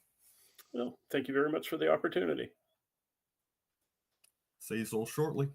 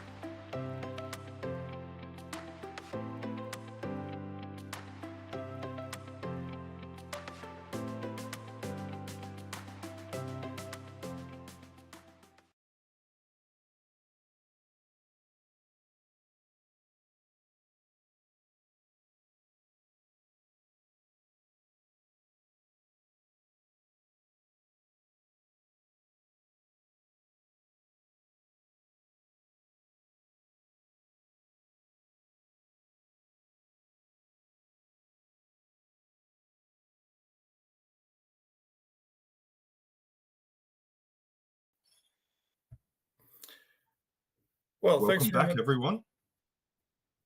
From the ads, we'll introduce our next clinician. He's been in the hobby for 50 plus years, I believe. Started in HO, quickly moved to NSCAR due to the space saving benefits. His railroad interests are mountain, desert operations in the southwest of the US. Short line operations, dispatching, signaling are all part of that. He's built 6 layouts, assisted many others, and his favorite aspect of model railroading is track lane. Gee, I wish I had that interest and was so passionate. Including hand laying, N-scale track planning, operations weathering, computer control, and most recently he started Precision Model Railroad, which specializes in module, helix, and benchwork kits. Please welcome Steve Cox. Well, thanks so much, Brad, and welcome everybody. I really appreciate the opportunity to talk to you this evening about helix design. And in this particular talk, we're going to go through the helix basics, and then we'll talk about design factors that really matter when you're designing a helix. We'll talk about how to design and construct a helix that'll work well for you. And then we'll wrap up by talking about how do you get the parts to make a helix. However, we won't be doing any math in this talk. Helixes have a lot of math involved. That's really quite beyond the scope of this particular talk. Certainly something I'm interested in, but it gets pretty detailed fairly quickly. And I also want to say up front that there is no perfect helix. So helixes are typically a compromise. Pros and cons apply. Although, as you'll see as we go through the talk, there are some aspects of helix design that lead to much better results. And that's really what we'll be focusing on. So let's dive into the basics. What is a helix? Well, a helix is an ingenious method to wrap a grade into a space-efficient spiral. So we go from having a grade which linearly may take up tens, if not hundreds of feet, and we wrap that around typically in a circle, and the entire grade then only takes a small amount of space from your layout area. Certainly there are other shapes of helixes. People have made oval-shaped helixes, but generally speaking, most of them are circular. The first helix that I encountered was one made by Jim Hediger of Model Railroader fame on his Ohio Southern Railroad, and that was published around July 1979. So several decades ago. It's considered generally to be the first double-deck layout, and I was fascinated. It never occurred to me that at the time that a layout could be built in 3 dimensions, not just 2. So I was fascinated from the get-go. They've always been of interest to me. I built multiple helixes along the way, some better than others. And it's been an interesting journey to sort of figure out what really makes them go. So a helix gives you some benefits, but there's a trade-off, and the trade-off is in space. It's also in terms of the work that you need to do to produce the helix. So it will take some space, but it does enable a multi-deck layout. And of course, with a multi-deck layout, you can add things like staging. You end up with more scenic layout. You end up with a longer run. You can have more switching, basically more of all the stuff that we're interested in. And to illustrate this, on the right-hand side, we have a typical railroad space of 12 by 14 foot. So it's like a spare room or a spare bedroom.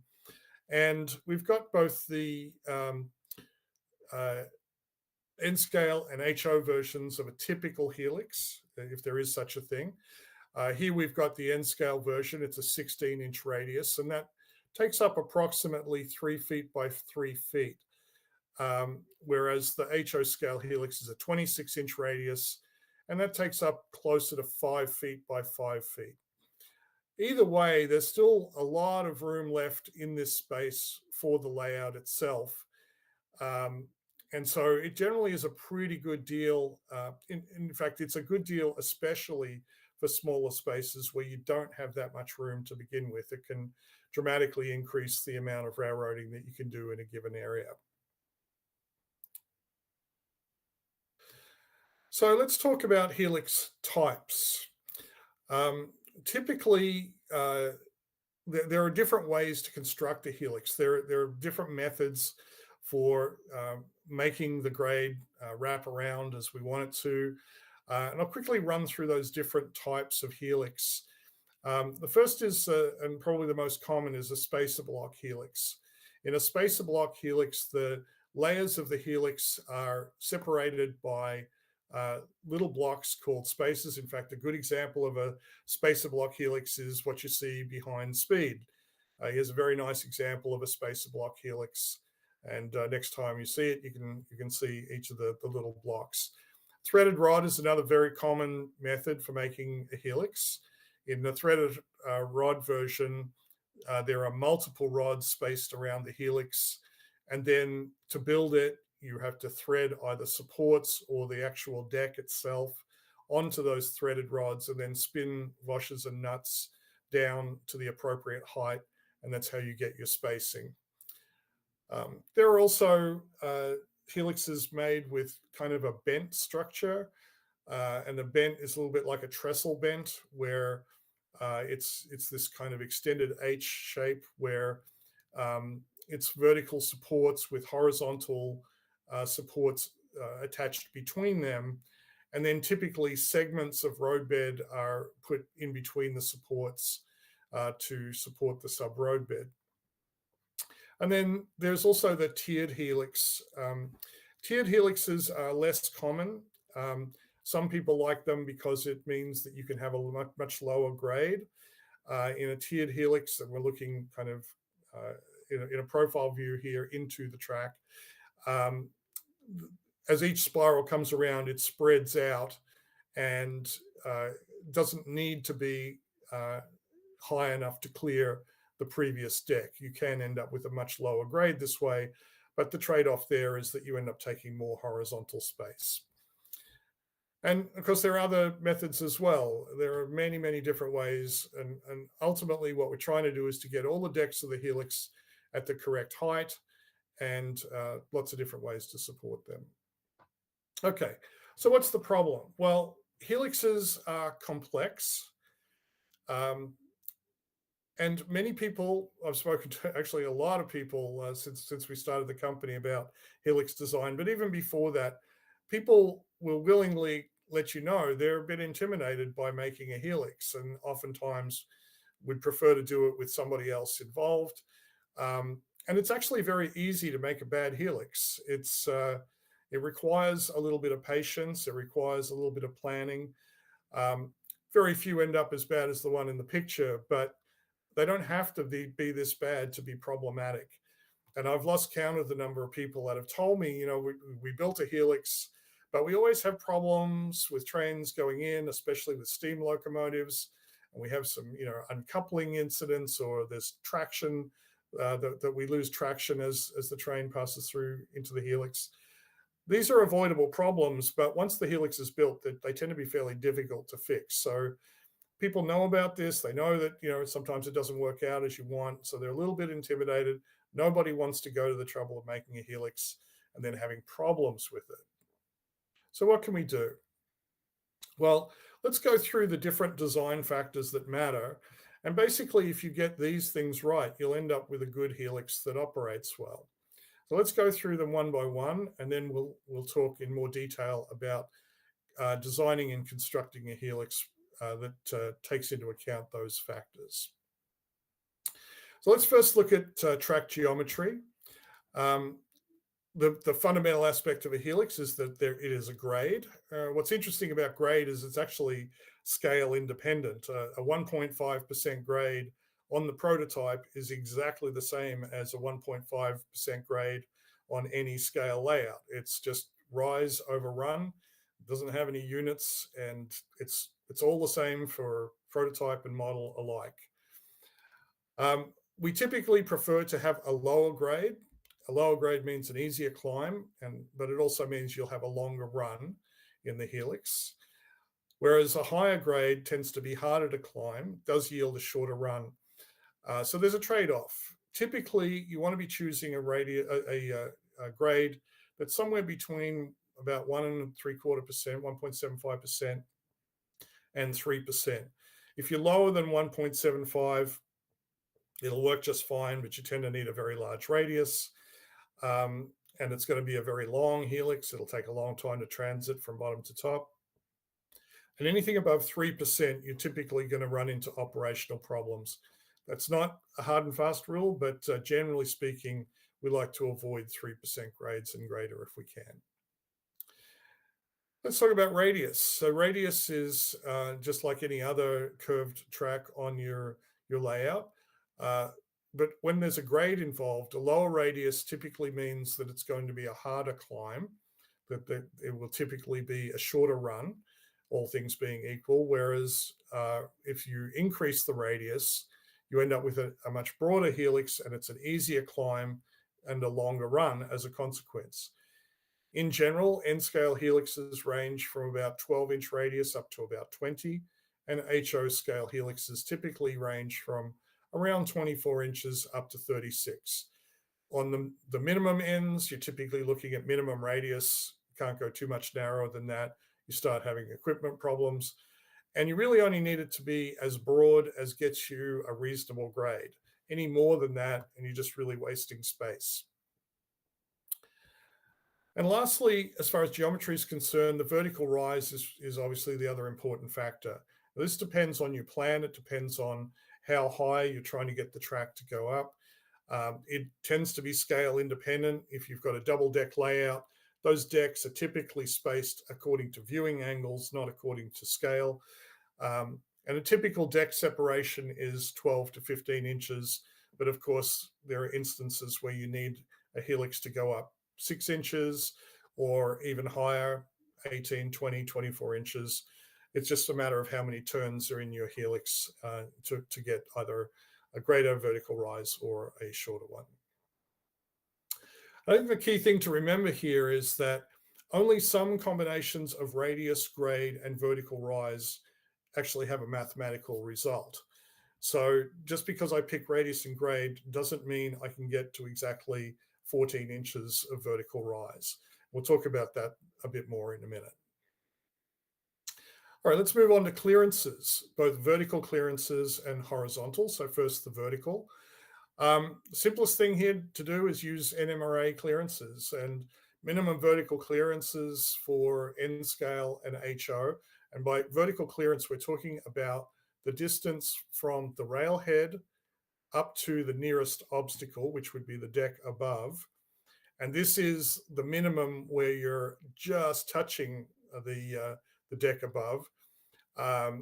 Obviously, you need to allow a little bit of margin in here, at least a quarter or half an inch. For N-scale, the vertical clearance recommended by NMRA is a little bit under 2 inches, whereas for HO, it's a little bit over 3 inches. But again, these are absolute minimums, and you really need to add a little bit more to that as a margin of error. The maximum, there's really no limit to how high this can be between decks. However, there's a practical trade-off. The higher you have above the minimum, you could be using a gentler grade. So usually this separation is less than 2 times the minimum vertical clearance. There's no hard and fast rule, but it's very rare for this to be 3, 4, 5, 6 times the vertical minimum. It's usually less than 2. As far as horizontal clearance is concerned, and here we're talking about the distance from the center line to the nearest obstacle, we obviously want to be making sure we're not hitting anything, that our rolling stock avoids all of the items that are beside the track, so that would include the supports. But in a double track Helix or a multi-track Helix, then it's vehicles or rolling stock on those other tracks we don't want to sideswipe them either. So again, NMRA recommendations are the way to go. We certainly don't want to be narrower than NMRA recommendations. I recommend including a little bit of a margin of error on top of NMRA. And of course, if you wider significantly than the NMRA recommendations, we're really just wasting horizontal space and requiring more material. Those clearances are going to be radius dependent. If you have a tighter radius, then the clearance is different from a much broader radius. And there are different clearances for the inside of the curve and for the outside of the curve. So a couple of typical examples for N scale with an 18-inch radius. The inside clearance is just under an inch. An inch would be a perfectly fine value to use. So we're talking about this one right here. For HO scale, 26-inch radius, that minimum inside clearance is a bit over 1.5 inches.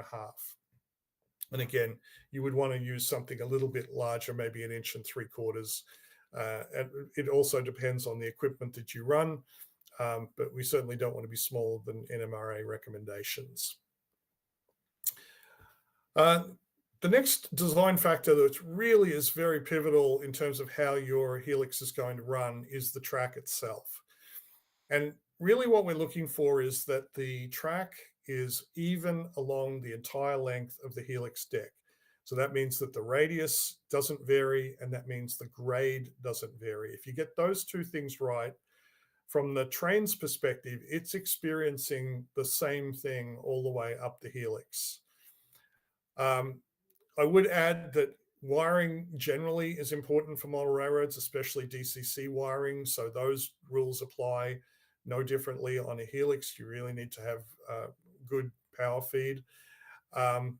And of course, your track needs to be engaged. So I'm just sort of taking those for granted. But ultimately, the track on your Helix needs to be the best laid track in your layout. And I say that because when your Helix is done, it's very difficult to get in there and modify it, to work on it if there's a problem. You want it to be working well and stay working well. And so very important as you're going, you're building a Helix, to test the track as you go. Now the next item is the transition from horizontal to your grade, and then from your grade back to horizontal. And I think of all of the things where people have problems, this is perhaps one of the most common. This transition is very important. As your train goes through it, you end up with some rolling stock on the horizontal and others on the grade. And as that happens, the couplers are going to tend to drop down as they move up and relative to the item on the horizontal. In severe cases, that transition can cause uncoupling, but it can also cause driver wheels to lift off the track when this curve is too sharp. So NMRA recommends smooth, gradual transitions between horizontal and incline track sections. Not surprisingly, they recommend the use of easement curves. And this is what we do when we're just laying out curves generally. We typically include an easement between the curved and the tangent section.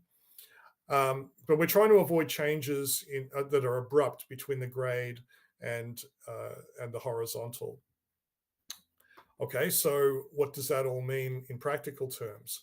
Well, it turns out there aren't hard and fast numbers that are recommended, but if you do a little research, there are rules of thumb that can be helpful. So for example, quite a few people like to use 1 to 2 times the length of the longest car for each % of grade. So in round numbers, your longest car is typically about 100 feet long. And if you have a 2% grade, then you would want that transition to be 2 times 100 if you have 1 times the length, and 4 times 100 if you have 2 times the length. Now, this can actually end up making the transition pretty long, and it's hard to know exactly how long to make that. Another rule of thumb is to use a 50-foot radius vertical curve that will help limit the length of the transition. And I have also seen out there just wing it till it works as a recommended method. Not something I'd necessarily recommend, although I have done that in the past and I've gotten away with it. I don't tend to run a lot of steam locomotives, and long fixed wheelbase rolling stock is where you're going to encounter problems if you're going to encounter them at all. Really, the best thing you can do is make this a very, very smooth transition. So how will we do that in practical terms? Well, to be perfectly honest, in all of the Helixes that I've built, I never had a good method for it until recent times when we started selling Helix kits commercially. And what we have done is done the math and determined what the correct radius for that transition is. And our radius is significantly more than 50 feet. But we've got this is actually a curve here on this spacer, and you can see the spacer going in here, and then the subroad bed gets placed on the spacer, and that ensures that at that transition we have the correct geometry. Other than that, I don't know of a good way to do it. Fundamentally, what you're trying to do is ensure that the track is shaped in a particular curve, and this is really the only way I know how to make that happen. Lastly, we're going to talk about strength, and we'll talk about vertical strength, and we're going to talk about horizontal strength. So with vertical strength, we're really talking about the pressures on the top of the helix and any lifting forces that are pushing up from below. So things get bumped in the model railroad space. It is possible you can bump it in an up direction. You can also put weight on top of the helix. The supports are really there to hold the deck at the correct elevation, and they handle any loads that are applied to it. So vertical strength is really a function of the supports. That's what you get for the supports in your helix. So you want something to be strong. These need to be made out of a material that can resist those forces, and that's going to be very important. Now, when we shift our focus to horizontal strength, this is where we're pushing the helix from side to side. And one thing to really watch out for is the joints where the supports are attached to the helix deck itself. Because as you're pushing, this whole structure wants to lean to the right-hand side. And if these joints are not strong, then things will rotate. And as they rotate all the way around the helix, you can end up with kind of an untwisting kind of a motion. So obviously it's very important to make these joints really, really strong. One way to do that also is to make sure that your deck is continuous. So when you have your rings made out of either a continuous piece of plywood or a laminated structure, but as long as it is strong in the longitudinal direction along the length of the deck, this structure doesn't really want to change its radius. The ends can flap up and down, but it doesn't really want to get wider, and it doesn't really want to get smaller. And if your deck is continuous bottom to top, as most helixes are, then you gain that strength from the deck itself. Now, there are certain designs that use a segmented deck where the deck is actually a large number of small pieces just butt jointed together. And that is typically not a very strong joint. So you need to take extra care to make sure that those butt joints are very strong. Otherwise, your helix will be subject to this kind of racking effect. So something to watch out for. In other words, the responsibility for horizontal forces or resisting horizontal forces is the supports and the deck. They both contribute to the strength horizontally of the helix. So if we wrap all of that up, what is the impact of good versus bad design? Well, you can end up with construction challenges. It can be hard to build. You end up with adjustments that you have to make. You could end up with excessive waste. If, as built, the helix can result in unreliable train operation, you could end up with variable speed. You can have stalls, unable to haul longer trains. You can end up with uncoupling on transitions in and out of the helix. You can have derailments and sideswiping. I have had so many people tell me so many stories about problems, and it just includes all of these different things. And lastly, if your helix is not strong, then it won't be able to take a bit of a knock. You certainly don't want to use materials that are either weak or unstable. You don't want them to absorb moisture over time and go out of specification. And some designs are just not as strong as others. So if we get the design wrong, we end up with an unhappy owner, we end up with unhappy operators. That's not what we want. So what's desirable is we want the helix to be easy to build. When we're done, we want the trains to run well. And over time, we want that helix to be strong, and we want it to be stable so that it doesn't change. It just stays in a good state. And then everybody's happy, both the owners and the operators.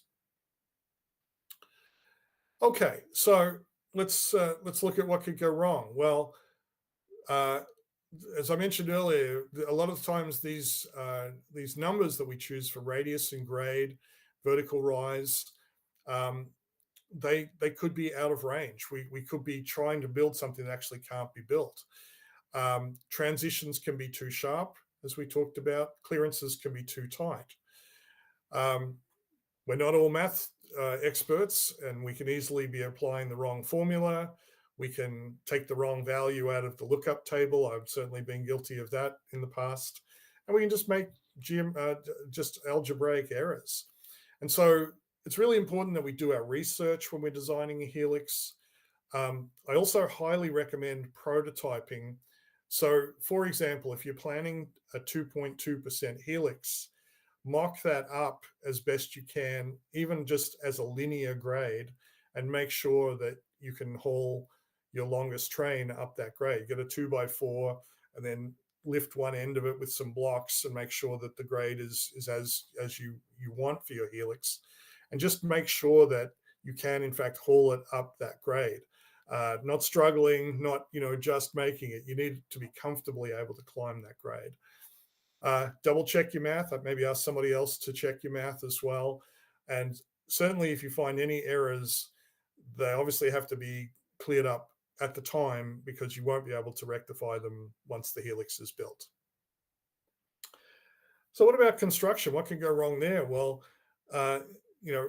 you could end up with unevenness in your track path, or inconsistencies, wobbly weak joints, which lead to racking and tipping. Even just things like, if you're not careful, you can end up with a lot of waste when you're building a helix, and you don't want to overbuild it. And many helixes are way stronger than they need to be, but ultimately you're applying more material than you need to, and you need to pay for that material.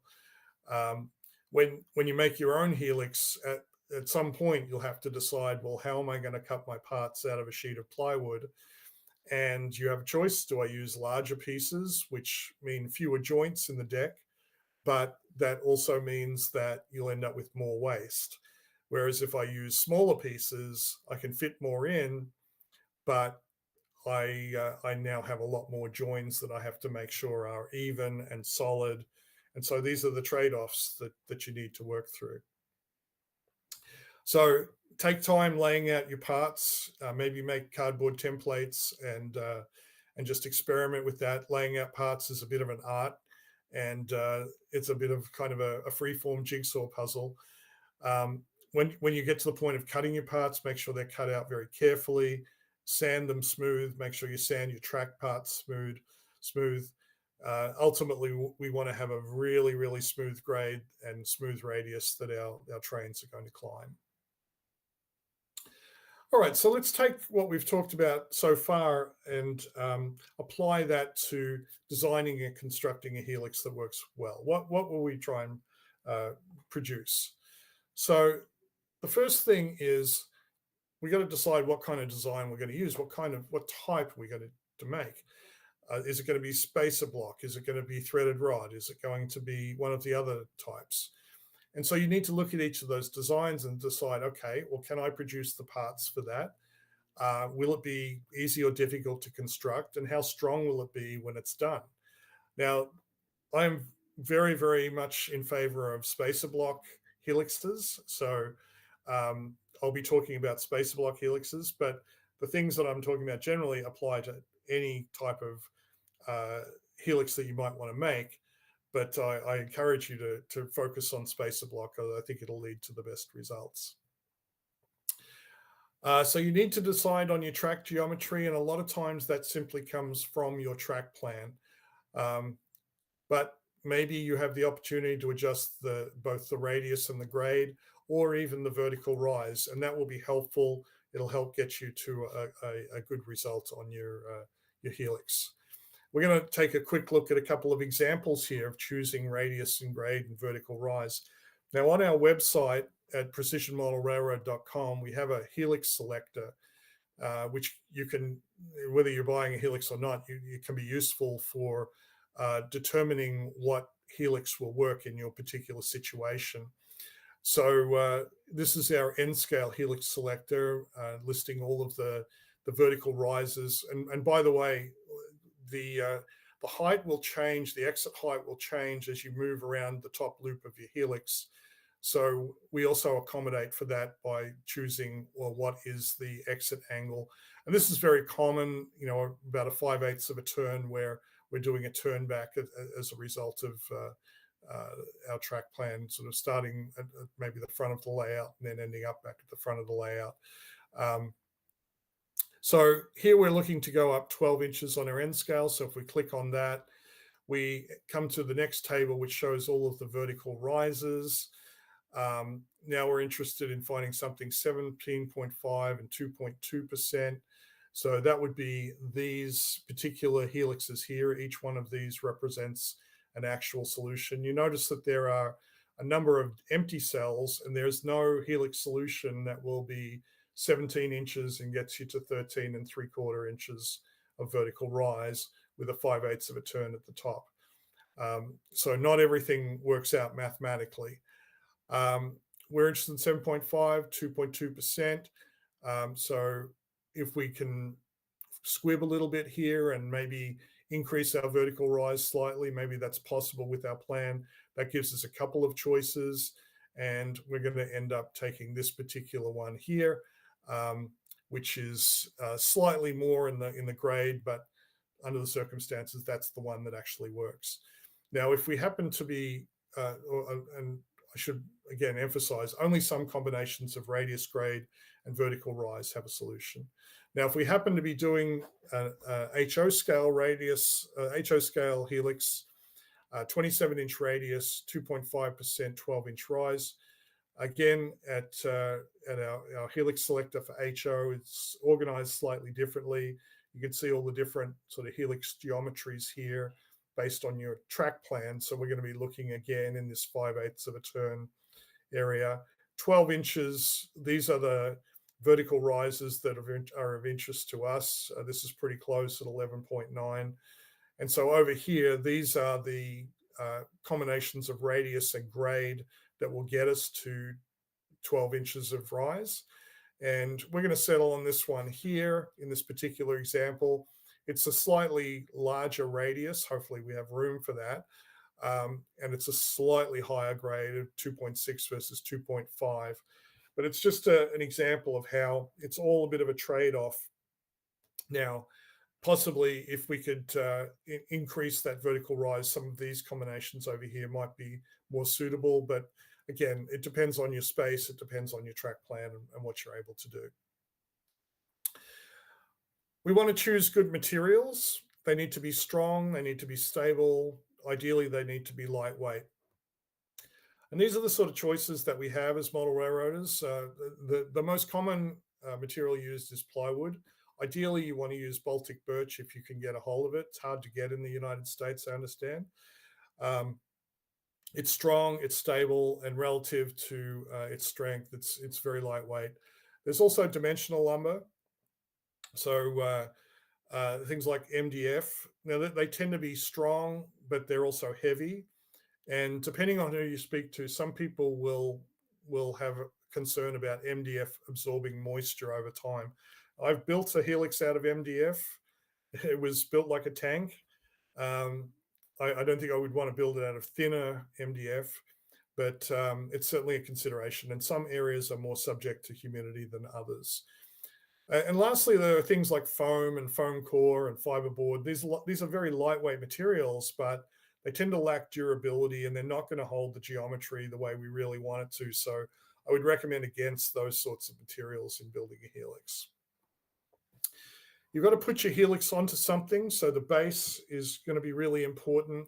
There's got to be some sort of support for it. A lot of folks simply use the existing sub-road bed, and get a jigsaw, and that is the beginning of the helix right there. And I just cut along the dotted lines and then continue up with spacers and other sections of sub-road bed. But your base needs to be strong enough to hold the weight of the helix, and it should aid with construction. This is the base that we provide with our helix kits, and we engrave the center lines for all of the tracks and the positions for all the spacers and the names of each of the spaces, because we think it's important that, it's really easy to put a helix together. And, so many people complain about the fact that, it's a challenging construction. And so anything that helps make it easy is a good thing to do. So that's what we do with our kits. Supports depend on the style of helix that you're using. They're really intended to hold the deck at the correct elevation and resist twisting. Now, I don't know if you know, but around the circumference of a helix, there is a constant twisting force.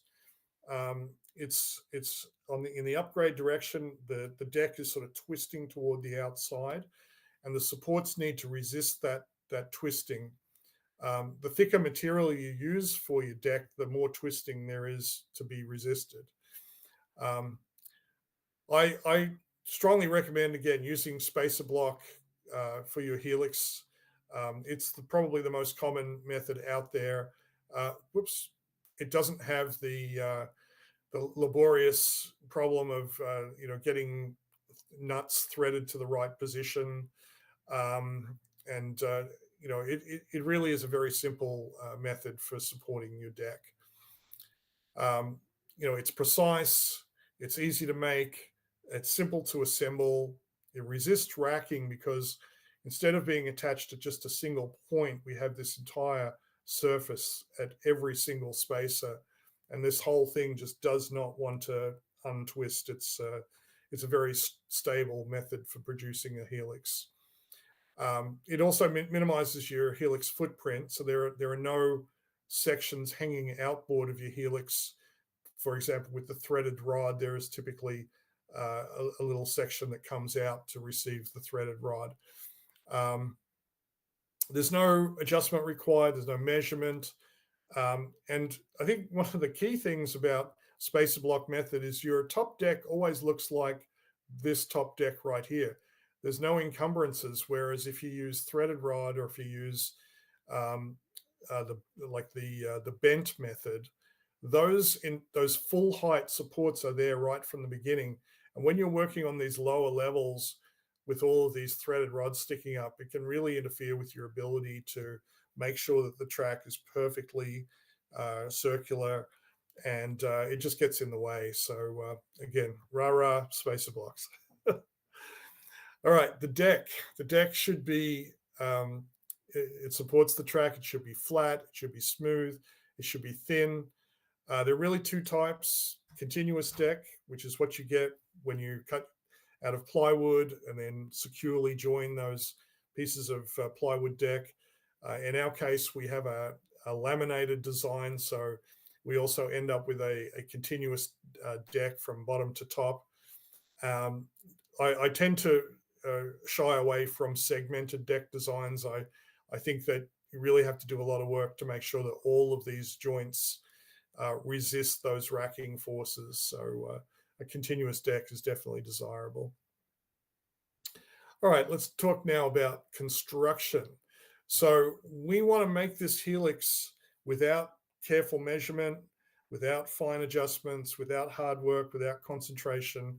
We want it to be easy to build, and we want it to be easy to install in the layout. So one of the things is all of the parts should be labeled. And this is true whether you buy a commercial helix or whether you make it yourself. You need to label everything. Ideally, your design should ensure that everything is self-aligning. When it's put in place, it is in the correct orientation. It won't go in another way. You want to minimize the need to make measurements. There is, certainly with, say, a threaded rod design, you're constantly measuring to make sure that those spacings are correct, because each one on both sides of the deck at every support all the way around have to be adjusted to make sure they're correct. And God forbid there's an error down below, because that now propagates all the way up. So minimizing measurements is really very desirable. Jigs can help a lot. So this is an example of a jig that we provide with our Helix for laminating the deck tiles together to ensure that everything ends up as a perfect circle. And you don't want adjustments. Once it's put in place, once a piece is installed, you don't want to have to adjust that. Now, here's another thing that I really recommend, is that when you build a Helix, build it movable. If you build it in place, this can be hard for both assembly and for track laying, and arguably for wiring as well. If you can't move the Helix, then you have to reach across. Maybe your soldering iron doesn't reach that far. Whereas if you can move it, you just rotate it around and there it is. You can, and you can build it in the place where the Helix is going to live, but just have it movable. So putting it on a base and being able to move it around is very, very viable. We actually take Helixes to our trade shows. This is an example of our double Helix. It's perfectly viable to make it on a base and move it around. And it is so much easier to get the track right by making it movable rather than making it fixed in place. When you're installing it in the layout, it really comes down to, have you got good bench work to support your Helix? You need to make sure that the base is properly supported all the way around, that it's not going to sag. It's not going to have any problems with stability. It really should be a matter of putting that Helix into the correct location, correctly positioned, connecting the upper and lower sub road bed, and then laying in the track and wiring it. Layout installation should actually be one of the simplest aspects of installing your Helix. So now that you've designed and constructed, or we've gone through all of the different ways that we can come up with the parts based on whichever design we prefer, where do I get the parts? And there's really two choices for that. I can either make them myself, so it's a DIY/woodworking exercise, and that would require me to do the calculations and the designs for the parts, or find a friend who would help me with that. There are also some designs on the internet if you want to look for those and download those. But ultimately, you need to end up with a sketch of the parts, or maybe a CAD design for those parts. And then you need to cut them out. And you can either cut them out with a jigsaw, or you may have access to a CNC device. You're still going to have to lay out those parts and make sure that you get as many as you can out of a sheet of plywood, which these days have become very expensive. And it's not uncommon for a Helix to use 6, 8, 10 sheets of plywood, depending on how large that Helix is, whether it's single track or whether it's double track. So they do consume a lot of material. The alternative is to get a kit. Now, obviously, we sell kits, but others do as well. In that case, the math design and the part design is all done for you. But whomever you get your kit from, make sure that your supplier has a comprehensive range, that the design includes a continuous deck, that the design resists racking and other forces, that it's made from a stable material, and very particularly make sure that the transitions are included and that they're correct. And of course, we all have questions when we're working on Helixes, and make sure that there's someone who can answer a question for you if you have one while you're doing your construction. So overall, Helixes expand your operations, especially where space is tight. There's a lot of benefit in the additional operation that you can have as a result of using a Helix. The effort is relatively limited, depending on how you do it. And hopefully now that you've got a better sense for the sorts of things that make for a good helix. We need to choose a good combination of radius, grade, and vertical rise. We want it to be strong with an easy to build design. We want good clearances, grade transitions that work, smooth track all the way up, a design that resists racking and other forces. A continuous deck is going to lead to a lot of strength, and ultimately we want it to be built from a stable material. So hopefully that's been helpful for you in understanding what makes a good helix work. At this point in time, I'm happy to take questions. If you happen to be watching this as a video after the date of the presentation, feel free to email me. I'll be happy to answer your questions over email.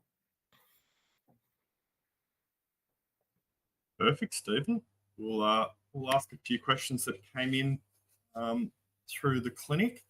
First question I've got to ask is, do you think it's easy to build a helix in N scale or HO? Well, I think you mentioned up front at the top, I clearly have an N scale bias. N scale helixes are just not as big. N scale definitely has a big leg up, and you can pick them up with one person. They're not unwieldy. But that said, HO helix versus an N scale helix, it's really much the same sort of thing. It does tend to be pretty repetitive. That's kind of the nature of the beast. But once it's done, and you're good to go. But yeah, I mean, it's not like if I'm putting in an HO helix, I get to choose to use an N scale one instead. I have to use the HO one. But yeah, generally speaking, the smaller it is, the easier it is to put it together. Sure. Okay. So that leads me into the next question of, are helixes only suitable for large basement layouts? Little small modular layouts, can they use helixes as well? Yes, I can. And we've actually had a lot of requests for helixes in modular form for all the different modular formats, Fremo N, T-Track. Some of those we're looking closely at and may release them as products. But it's certainly viable, and whether or not it's is it just for large spaces? No, absolutely not. I think in the diagram at the early part of the talk, 12 by 14 foot room, you've only got so much space. You're going to hit another wall pretty quickly, and that inclusion of a helix allows you to separate your staging, put your classification yard out of the same deck as the main line. In many ways, I would say that the adding a helix when your space is small is actually quite beneficial.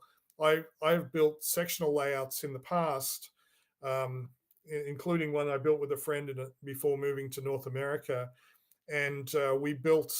It was basically 6 feet by 6 feet in an L-shaped design, but it had a helix, 3 or 4 layer helix with a 4-track staging yard below, and on the top deck it was just scenic operation, and that would not have.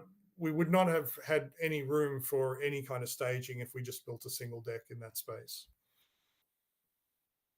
Okay, so that leads into the very next question that I'm just going to read straight out of the live chat is, with a helix, do you have to have it always enclosed, or can you have it open and scenic? Absolutely, and you definitely can have it open and scenic, and some people like to do what's called a herniation, like a helix with a hernia, where they extend one loop out beyond the main geometry of the helix, and that's a way where you can sort of add sort of a little way up the helix, like train running along the mountain edge, or like on a ridge. But they definitely don't have to be closed up or sealed. A lot of people like to watch the train moving in the helix. So I know from the trade shows that kids especially are just fascinated watching the trains move up and down the helix. So yeah, you don't necessarily need to hide them away. Really depends on the style of layout and what your objectives are. But Well, Speed's Helix is a good example.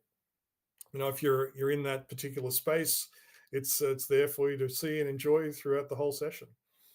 Yeah, I think you're 100% right. And even in prototypical railroads around the world, I'm sure there's lots of instances where the top segment of a Helix can be incorporated. I know here in Australia, there's the famous border loop, Tehachapi. There's a number of instances that can be seen into a Helix. Oh, absolutely. Yeah. And some scenic and some hidden. It really depends on, a lot of times a Helix is kind of at the end of a peninsula, and that may distract from the the realism of the deck above and below. So it's going to be circumstantial, but it's amazing to me what people do with their Helixes. We produce what's called a double helix, which is a helix inside another helix, and it's basically a layout that consists only of those two helixes. But some of the folks who bought that have sort of come up with replaceable scenery designs where they can sort of take a summer scene out and put a winter scene on the top. That'd be cool, and I'm sure that gets all the attention of all the kids as the train's going up and down. They can't figure it out. Steven, let's just recap on some of the construction aspects of a Helix. Would you recommend using MDF, OBS, OSB, you guys call it over in North America, plywood? Which, realistically, what's the best product if I was going to build a Helix myself? So I would not choose to use OSB. The reason for that is, and I mentioned somewhere in the talk, the helix is twisting constantly all the way up the helix.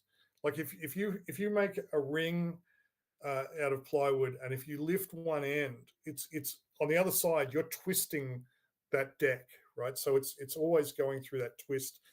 And I just would be suspicious about OSB's ability to withstand that over a long period of time. Maybe perfectly fine.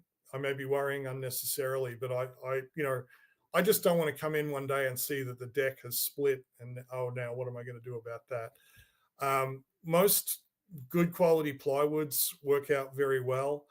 I know plywood's gotten very expensive since COVID. I like to use Baltic birch. We have a good supplier of Baltic birch here. We're in Ontario, Canada. But it doesn't have to be Baltic birch. It just needs to be good and strong and stable.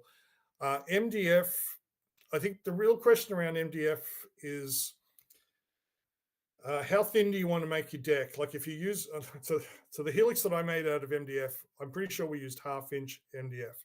So it was really solid. It was way overbuilt for what we needed. But as you thin the deck out, you lower your grade, which is good. But now you're dealing with very thin MDF, which is not necessarily going to be as resistant to moisture and humidity.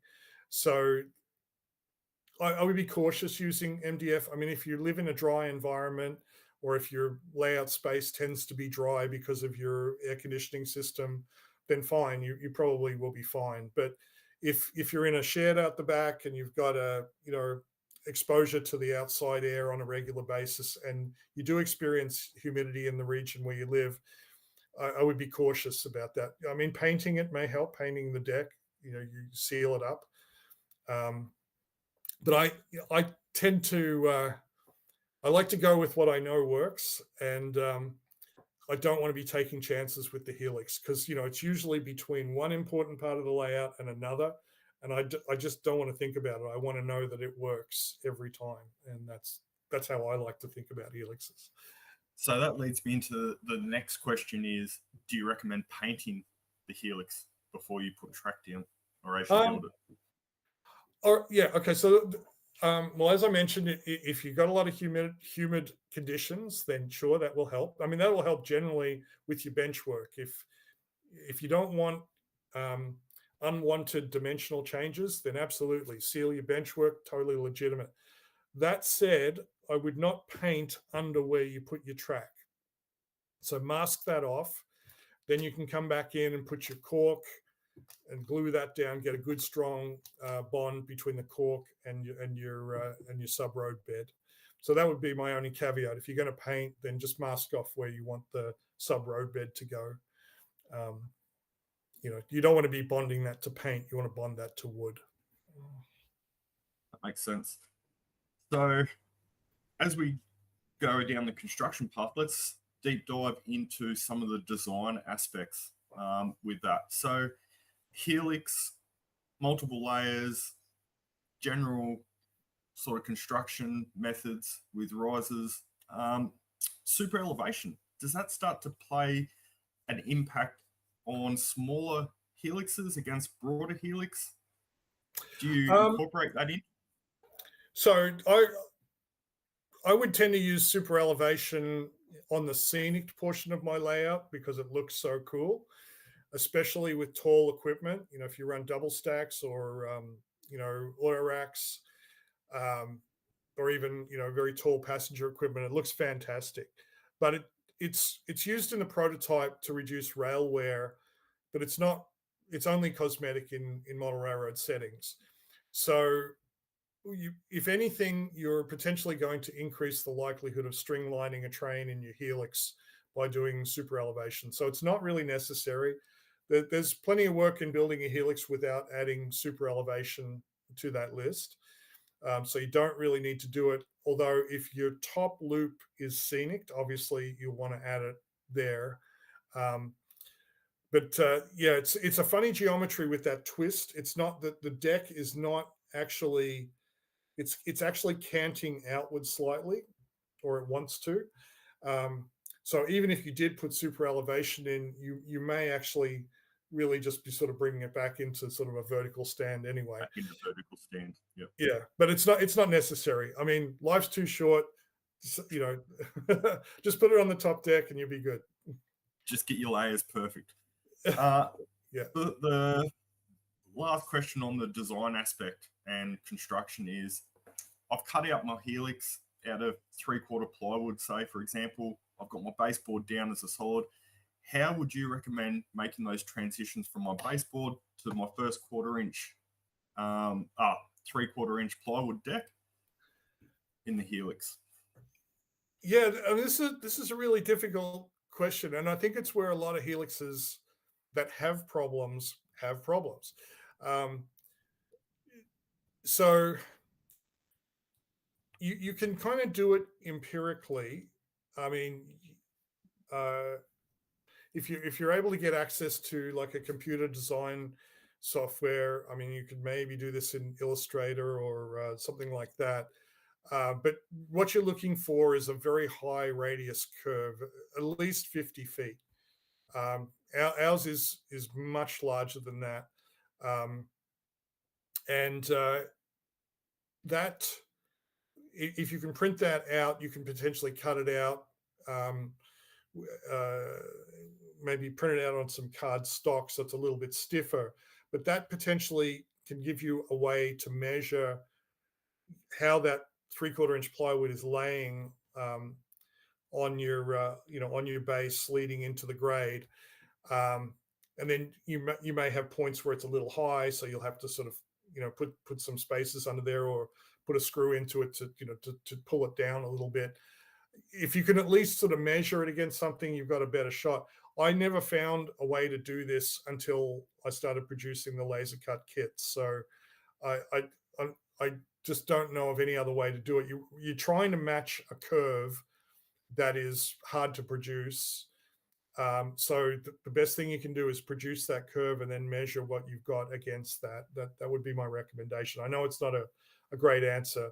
I mean, if you're good with Excel, you could maybe convert that into a series of like